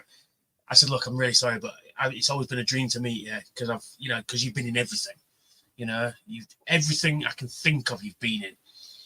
And I said, I'm so glad you've done conventions because it's one of my dreams to actually meet you. And he said, all right. And I said, look, I love Megatron. I said, he's great. I said, but my guy is Soundwave. He's my absolute favourite character. And he did the fucking voice for me right there. I'm like, because I was wearing this very t-shirt. Yeah. And I went, oh my God. You get to meet them. It's just, I mean, had it not been, obviously the bloody COVID and that, we might have been able to, we'd have been able to, maybe spend that little bit more time and maybe have a. Well, there was a massive queue behind me, and I didn't want to keep, like I said earlier about the big stuff. Yeah. You understand with DVD. I just don't want to hold the queue up, and and I get the feeling, and and what's good about TFN is all the guests can make time for people, and you got much more chance of being able to spend more time with the guests, and maybe get to have sort of at least a semi sort of proper conversation with them. Oh yeah. I mean, that's the other thing as well, is and they're quite happy to take a selfie as well. Yeah. Always be polite. Always ask them. Just say, would you mind if we, and. I think 100% of the time they're all going, yeah, no problem, yeah, but I mean, don't just go up to the table and just take a fit picture like that with a flash blaring in front of the. I have seen that happen, not at TFN, but I have seen that happen at other conventions. Not Transformers ones, but other big conventions. They've gone into the queue and they've just snapped a picture, and when you just snap a picture of somebody's face. Yeah, well, something I remember from Liverpool Comic Con as well. Obviously, that Elijah Wood was there. Yeah, he was the next table along, wasn't he? Yeah, and they were saying like people weren't supposed to take like footage or photos of them, and the guys in front of me, because I think I was getting ready to, because obviously you had to go into a queue to basically queue up for who you wanted to see, because they had them all split up, I was going down down the rail for sort of, because I think that's when I was going to meet Jason Frank, and these guys in front of me were sort of secretly taking pictures, sort of secretly filming Elijah Wood, and the security guy came up and gave him a bit of a talking to, saying you're not supposed to do that. But yeah, I mean, obviously, and at Liverpool Comic Con, I went and met Pete and Frank as well. I got a signed picture from both of them, which is of course, because they're icons for me, Well, yeah, I mean, it's not just Transformers. I mean, Peter Cullen is the voice of the Predator in the first Predator movie. Yeah. I mean, he did the voice for me there when I said to him, I said, he was the Predator as well, and he just fucking... Yeah. And obviously I'm hearing all the other stuff that Frank Welker's done. I didn't know he was the voice of like Dr. Claw and Inspector Gadget. Yeah. And I love, that was a cartoon that I loved. Right, you see, this is how wide Frank Welker is. Is whenever you hear an animal on in a movie or a TV show, it's most likely Frank Welker, right? He's Slimer in the Real Ghostbusters, as well as Ray Stantz, right? And he was in Winnie the Pooh as well. He was in the Winnie. I saw the Winnie the Pooh picture. Yeah, I do remember like watching the New Adventures of Winnie the Pooh back in the 90s on Saturdays. Yeah, because Peter Cullen's ER as well. Yeah, and then he is. If you've seen Star Trek 3: The Search for Spock, he is Spock screaming as the planet Genesis is taking over. And then, of course, he plays Galvatron in Transformers Season 3, as well as Megatron. Plays Galvatron, and of course, Leonard Nimoy is Spock, and he plays Galvatron. Which is quite a nice little thing. He's also in an episode of Voyager where they encounter a cyanoplastic life form that connects to B'Elanna, and they've got to try and separate it, and he's sort of like an insectoid creature noises. You hear him being hailed. So he's been in Star Trek, he's been in Star Wars, he's been in Star Wars. I think Clone Wars he's been in the TV show. Yeah. I mean, Simpsons, Futurama, because he's the voice of Nibbler in Futurama. Because he's Fred Jones in Scooby-Doo. And Scooby. You what? He's Scooby as well. He's Scooby nowadays, yeah. It used to be Don Messick. It's Don Messick originally, yeah. Yeah. He took over Don Messick. Yeah, and then he's in everything. He's the Lion Rose in The Lion King. Yeah. Because there's footage of him. He's Iceman in Spider-Man's Amazing Friends. Yeah, I remember that. I love that as well. Yeah. Oh, I met Dan Glavazan. There was with Frank Welker, there was a movie I remembered from my childhood I liked with Macaulay Culkin called The Page Master. Yes, he's in that as well. Yeah, Yeah, and he actually played like one of the book characters alongside like Patrick Stewart and Whoopi Goldberg. Yeah. And he played. Oh, I ain't seen The Page Master. It must be 30 years. Yeah, he played the book Horror. That's what. Yeah, that's right. Yeah. He plays Curious George. He's the monkey in Aladdin. Abu. That's it. Yeah, he's Abu in And he plays the Cave of Wonder as well. Yeah, he's that as well. Yeah, he's the Sandman in the real Ghostbusters as well. So he gets around as well, Frankie. I mean, he's Scooter in fucking GoBots. Yeah. Imagine what a voice actor! I know you and me, John. Probably you too. I'd love to meet Tara Strong. Yes, I would, because she's Harley Quinn. Yeah, I mean, I heard that the TFN crew at one point they did speak to her. Apparently, they've spoken to pretty much everyone that's worked on Transformers. It's just working with their agent and whether they can afford it. And yeah, there's a lot of that. There's a lot of availability issues as well, because I don't forget these people are still working. Yeah, so it's kind of like slotting them in when they can get them there and stuff like that.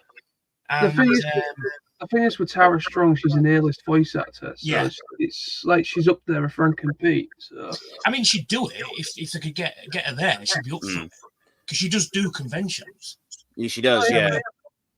I mean, I don't know if she's ever done one outside the US or Canada. Oh, she has. I think she has done a. She's been to the UK. Liverpool Comic Con, one of hers. Yeah. So she does do them. So it's worth thinking. I'd like to meet Rob Paulson.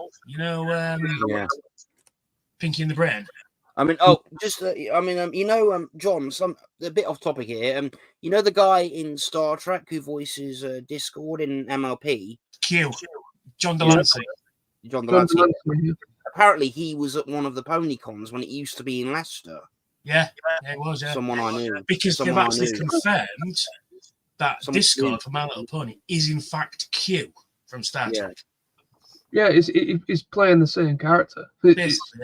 Yeah. Because from what I can gather, Discord is pretty much. He's basically like interdimensional being, basically. Yeah, when he pops in and out, there's the Q flash. Yeah. And voiced by John Delancey. But they've in fact confirmed that is Q. Because he could appear anywhere. He has appeared in the Marvel Universe as well. Yeah. So it is. Now, this is the thing. They announced Secret Wars. The next, was it 2027 or something? They announced. Was it 20 something like that? Well, they announced Secret Wars. And now, if anybody, you two ever read it? What, Marvel? Yeah, Marvel Secret Wars. No, I've never read it, but I remember that's how the Spider-Man cartoon in the 90s ended. Yeah.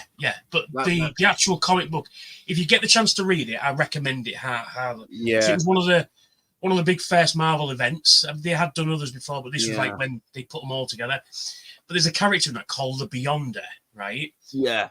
And there's a black, because in the Spider-Man cartoon, you see him as a human essentially. But in the comic, he only ever speaks to him as a flash in the sky, like a Q flash. So if they ever do it, they have to get John Delancey as Q to do the Beyonder.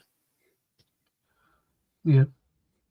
Because when he speaks to him, it flashes in the sky like a Q flash. And obviously that was written before Next Generation. Now, here's an interesting Transformers Star Trek crossover. Well, not crossover, but sort of in that thingy. Have you noticed that Circuit Breaker looks a lot like 7 of 9? Mm-hmm.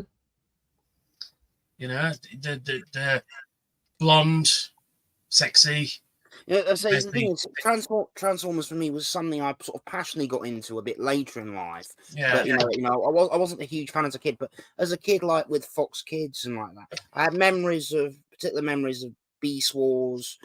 I think, Beast Wars and Armada. They were the two that I think I did watch now and then because they were both quite popular. I remember them being popular.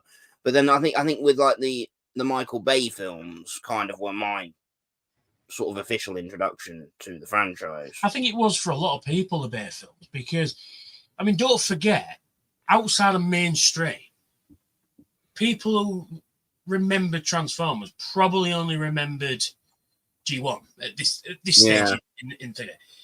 And then there'll be Armada fans and Energon fans, and because it came out was 2007, so even Cybertron was still, and it was just before animated, wasn't it?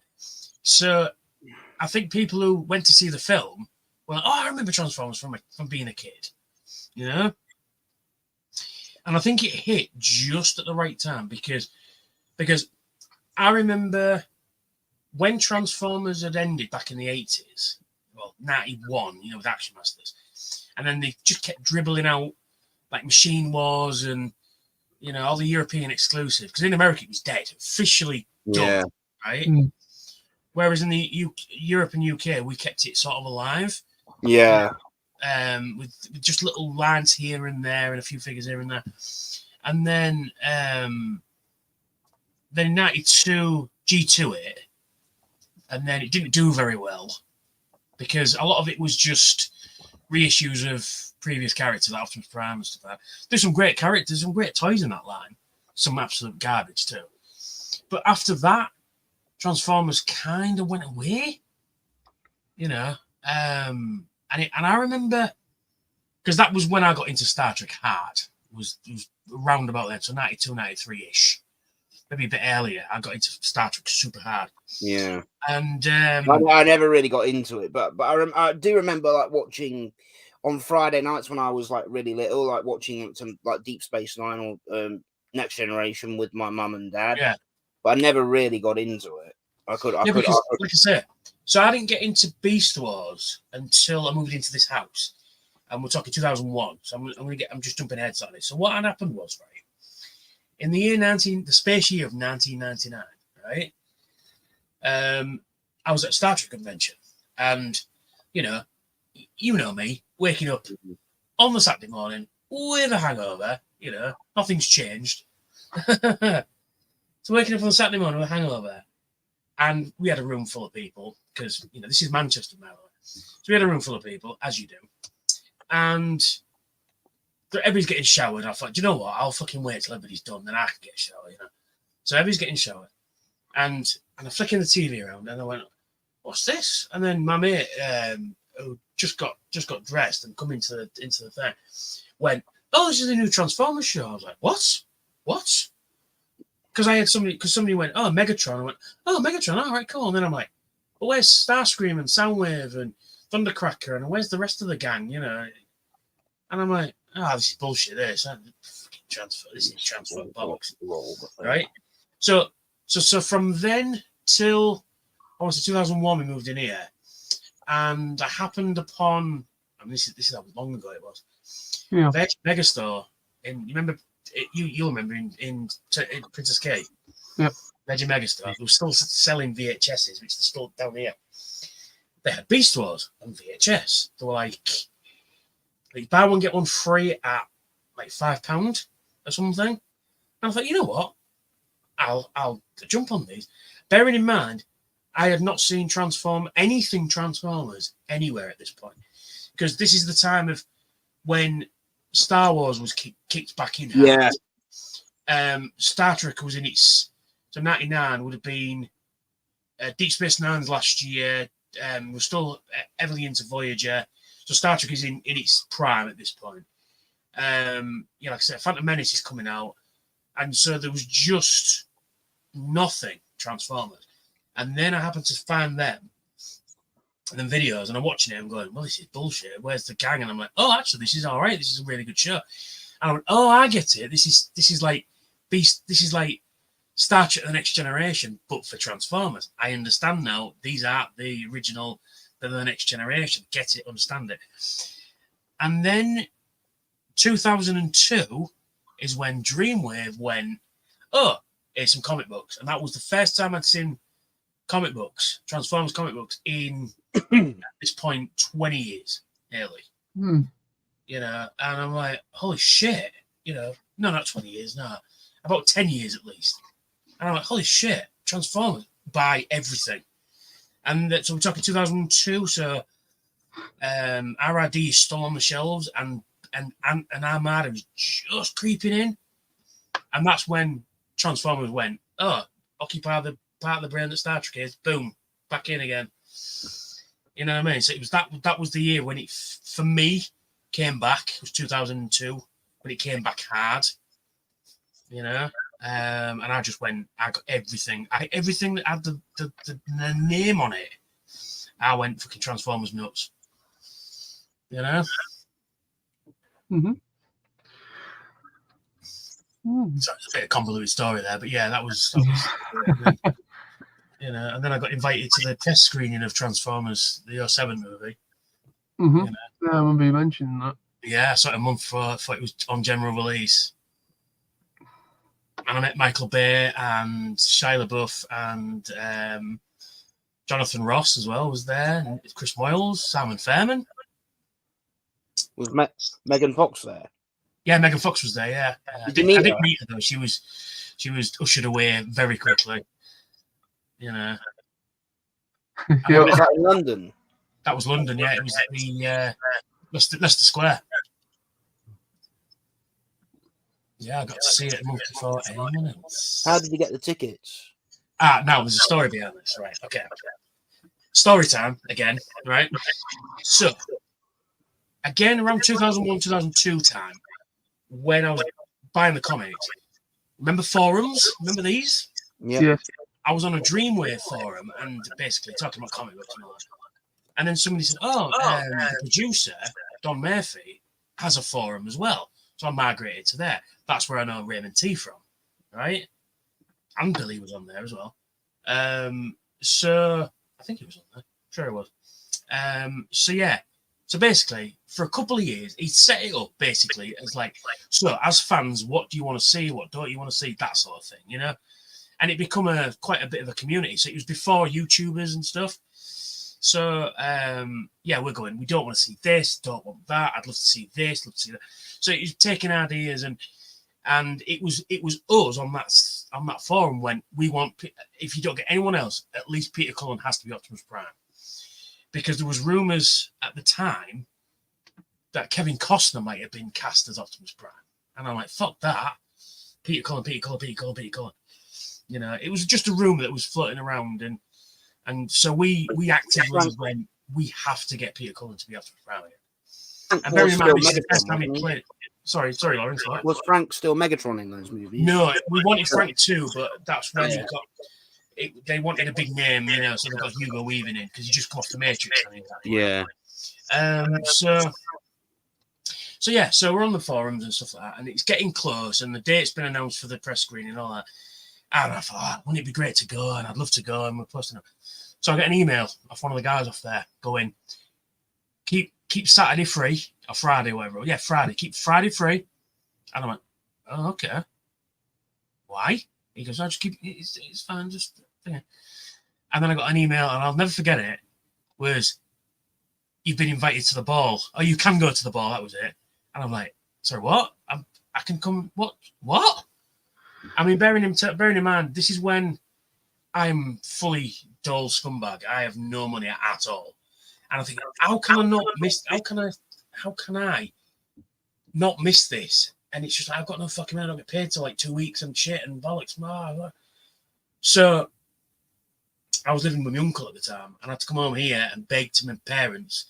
And I cannot miss this. This is a big thing for me.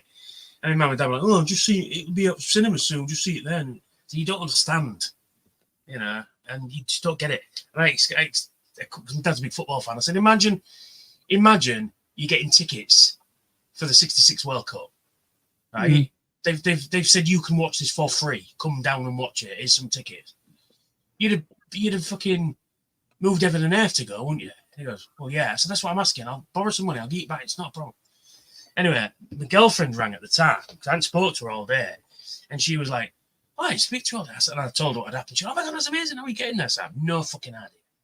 And she goes, "Well, I'll lend you the money." I was like, "No, you can't do that. No, you're not doing that. No, I will work something out." And all the other lads were like, "Oh, we'll put some money towards. You can't not miss this. You know, it's all this kind of stuff." Anyway, she gave me the money, after like, no, you can't. I'm very much like that. If I'm skinned, people go, oh, here's a tenner, don't worry about it. I'm like, no, I can't take your money. No, stop it. I'm that kind of person. But if I've got tons of money in my pocket, oh yeah, I'll get you a drink. I'll do this and buy one of them. It's fine. So then she gives me the money, and then I go down to London, and it was like the fucking best thing ever. You know, and it was like that first TFN experience, that first auto assembly experience. It was very much in that vein of finally meeting these guys. And I stayed at one of the guys' houses, and I came back and we watched the fucking movie. And I'm like, God, I've seen it. And then we're putting on the phone, you've seen it. I remember coming back to Hull, and I came home, dumped my gear, went to Spiders, and my friends at Spiders were all like, oh, where you been all day? You've been off comms? And I'm like, I saw Transformers, like, what? And I'm like, no. I'm like, yeah. Anyway, no, you aren't. I said, I have. So I've seen it yesterday. It was amazing. You know. But then when I watched it back, I'm like, yeah, it's not as I mean, I don't mind the first movie. The rest of them are just garbage. Mm. Yeah. Because that first sequence of the base attack is a fantastic sequence. Yeah, it is. Yeah, I'm not. It is. And I love my favourite bit is when the helicopter lands and the rotors are slowly going, and then they just go and stop, don't they? Mm-hmm. You know, and then you see the hologram in the pilot, and you know that was cool. See, they had some cool ideas in that first movie, like all of them having the same hologram guy. Yeah, that captured some poor soul off the street and copied his physical appearance and make him a hologram. You know, because the police officer in Barricade's the same guy, and he's creepy as fuck, and you know, and I loved all that. That was great. But then they just fucking left it, and then we got racial stereotyped fucking characters in the next few movies. Yeah. You know, and you know, but yeah, it was, and that's where I met Al. You know, it was very, very briefly. I didn't get a chance to speak to Michael Bay. It was kind of just. Yeah. Who did you meet Jonathan Rossen like? Or yeah, again, very, very briefly. It's like, oh, you're the fans, yeah, cool, yeah, enjoy the film. Basically, that was it, you know. Because he was doing, I think he was doing film. You know what Barry Norman used to do. yeah, Film review. Fucking. Yeah, and then Claudia Wilkham, who does Traitor, she did it after Jonathan Ross, but he was doing it at that time. And Mike, what's he called? Kermode, Mike Kermode, whatever his name is, Chris Kermode, him, film critic who hates everything Star Wars. Oh yeah. You know, and he hated this film because I remember watching an interview he did saying, "Oh, it's just CGI nonsense." I'm like, "Well, it's but you know, there's some substance, a little bit of substance in there." Because I've still got the press release somewhere amongst this lot of back behind me, and it because in the book it keeps saying Transformers trademark, Autobot trademark, and all that. And that's what he kept saying about it. He goes, "Oh yeah, I was reading the thing, I didn't know anything about Transformers." He kept saying trademark and stuff. Anyway, I'm like, dude, really? That's your argument? Seeing the film shit? You know, but there we are. Mark Kermode, that's him. Mark Kermode. So, sorry, I'm rambling on. Sorry, no, don't worry. I like to talk. I must be that kind of. This is quite funny from Adam. The fire drill was my first year, as everyone left. I saw Plume had left the main cash box fully open, with all the door money just sat there. I went out and gave it to Billy. He was stunned. Yeah, that sounds about right. Yeah. I did hear a rumor about that. Yeah. Yeah. Magic says, "Good evening, guys and girls." good evening. Hello. And Sammy says, "Tony, I'd say, given how long you've been doing YouTube videos, not to mention how much your presence in the community means something, and how you boost excitement with everyone." Oh, thank you, Sammy. I'd say you are famous, 100%. Oh, thank you for showing me there. Everyone says, We're infamous. Trust Raymond. Thank you, mate. Thank you. Sammy says, "Hold up, hold on to that because it's that kind of fame that means something. It does, yeah. I mean, like I said earlier about being recognised, I love it, but it's also weird, you know. I just don't. I can't quantify it. It's a very strange experience. It's great when it happens. Don't get me wrong, you know. It's just a very weird thing. It's because I do it for fun, really. I mean, I'd like to make a living out of it, sure, you know. But it's something I do for fun, especially now that.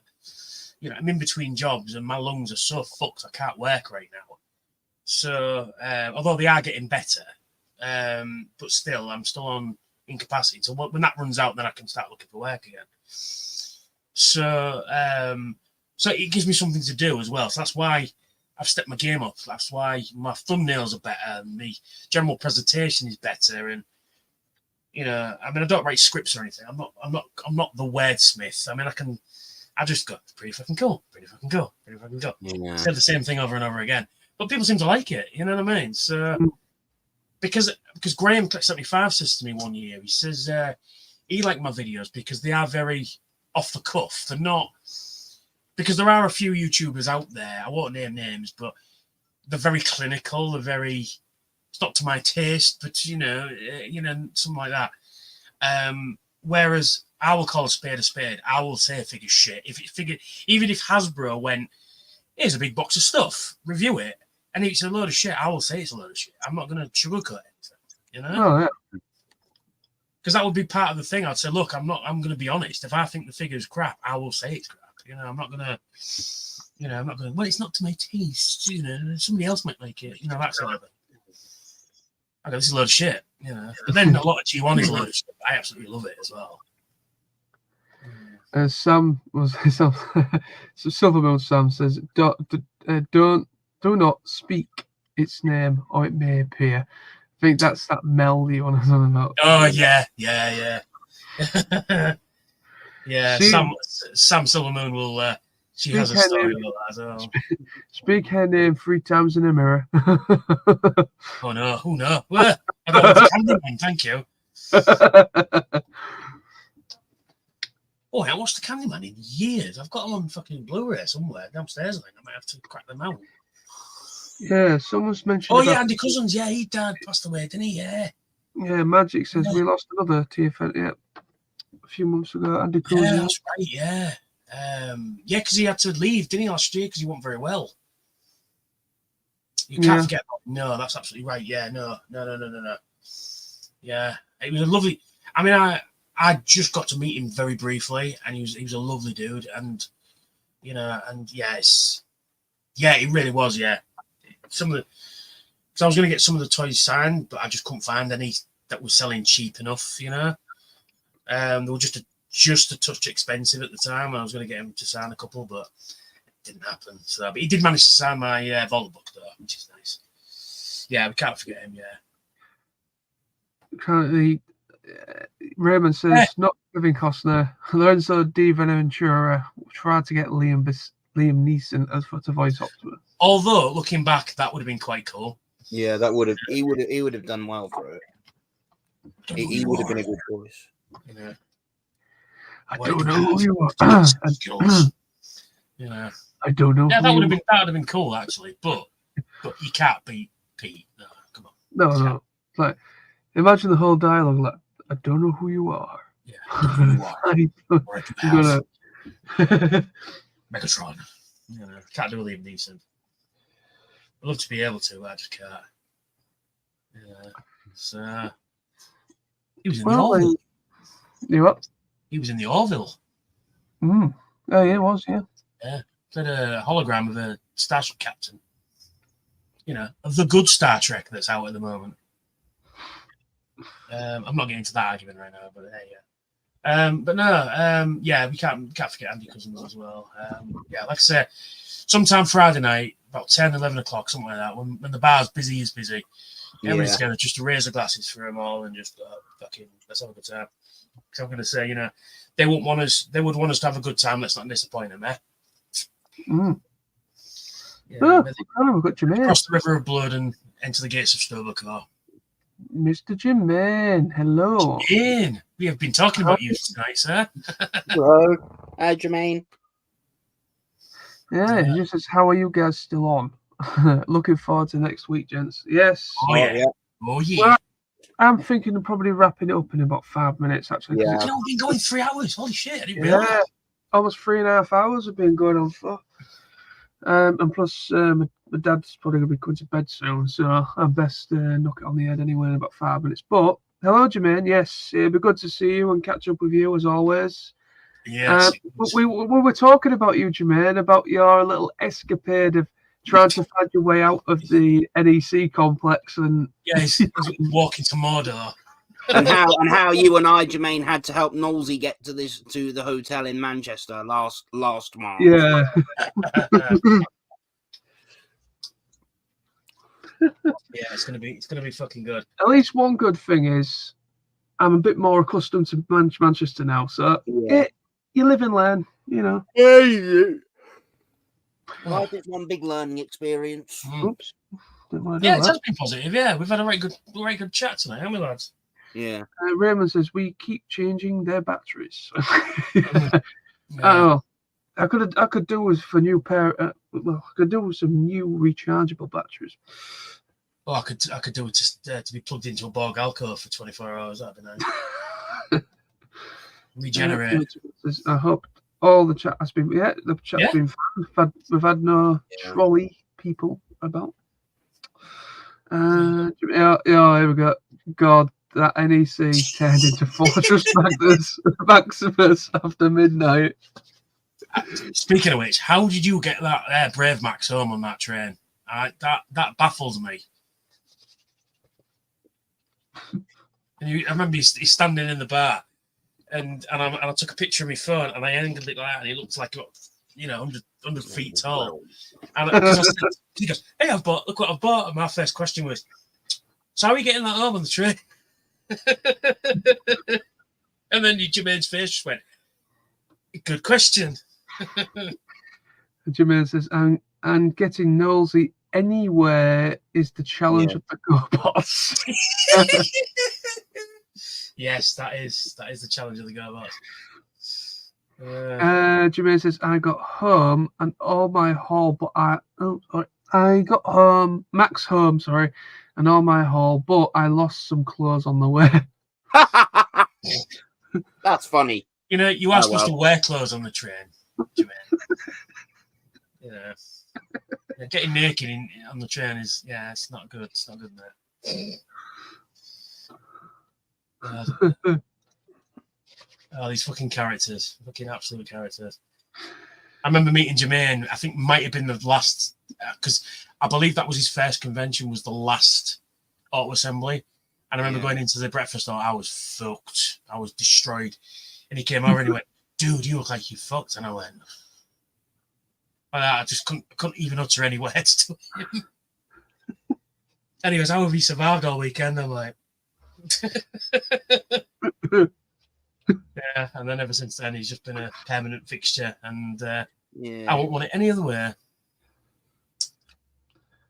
He's a very nice gentleman, as all people are there, ladies and gentlemen, and in between. You know, it's all good, every one of you. And we'll see you in a week. I can't wait. Yeah, can't wait. Well, less than a week now. Yes. If you're arriving on the Thursday. Yeah. We should be at the hotel about 3 on Thursday. I want to say. Let's just hope that there are no delays with the buses or anything. I mean, it shouldn't be. I mean, for me, it's only an hour and a quarter. It's only like an hour and a quarter or less, from Leicester to Birmingham. You see, 5 hours, 5 days, 15 hours, 54 minutes. Not that I'm counting. Jermaine says, that's right, AA was my virgin convention and Tony was in a state. That would be me in later years. Oh, yeah. Yep, that would be definitely you, Jermaine. Yeah, absolutely. 6 days for TFNation to start officially, 5 days for us 4. 5 days, 15 hours, 34 minutes. Sam was on earlier, but unfortunately he had to drop out due to internet issues. Yep. Yeah, there was a set Mr. White hanging around in the bush. This is where an hour. Yeah. All right, guys. Well, I think I'm gonna say my goodbyes. All right, then, man. Jermaine just says quickly, Thursday is D-Day. I will be there from 1:30 p.m., but I will be working until around 6 p.m., so may not see me until I'm ready for shenanigans. No worries, my man. Yeah, It'd just be good to see you. It'll just be good to see you, my man. But I think we're gonna wrap it up now. But thank you to everybody that joined. Thanks to everyone who's joined tonight. Thanks to everyone who sent in questions. Yeah, conversation. You know, we will see you all, you glorious sexual bastards, in 5 days time. It's been a fantastic chat. So see you next week. You know, I can't wait to be mingling with you all at the bar and having a drink, and hopefully we'll all buy some nice bots and show them off.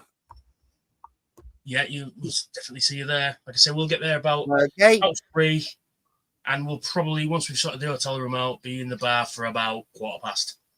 All right. Well, I'll head out. So, ciao, guys. See you later, Lawrence. We'll see you on Thursday. See you on the Thank bus. you very much, everybody. I hope. Yeah. See you. Well, yeah. Before I go, I'm just going to say, if you want to follow me, check out on X at SamWestG1, on Instagram at SamWestG1, at YouTube SamWestG1. I'm also behind the bike sheds as well. So yeah, so just any socials, SamWestG1. On Facebook, my Facebook SamWestG1 page is Spaceships and Robots. So, yeah, I've got to get the plug in. I've got to get it in. Well, yeah, it's been a good stream. Very happy with it again. It's been a good chill out, just chin wag, I guess. For about TFNation and stuff. But yeah, 5 days to go. Very much looking forward to it. And it's just been great to see all you brilliant, awesome people. Can you tell I'm excited just a little bit? Yes. It'd be great to see you, Jermaine. It's always fun when you're around. It's just it always seems to happen. Yeah. And Raymond, and of course, and yes, we're good to see most of you that are going this year. Yeah, it would be. It's going to be great. It's going to be a fucking laugh. I've got some daft games to play on Thursday night as well. So we'll be going to set. But if you want to come and join, there's a game called Don't Be a Dick. You'll fucking love it. Fantastic game. So yeah, got some good games to play. Some people to have drinks with, and we'll see you all, you glorious sexual bastards. 5 days. Adios. Laters, everyone. But yeah, see you soon, everyone. Thank you very much for watching, and see you in 5 days, or 6 days, or 7 days, depending where you go in there. But see you soon. We will see you at Birmingham. Bye-bye. Bye-bye.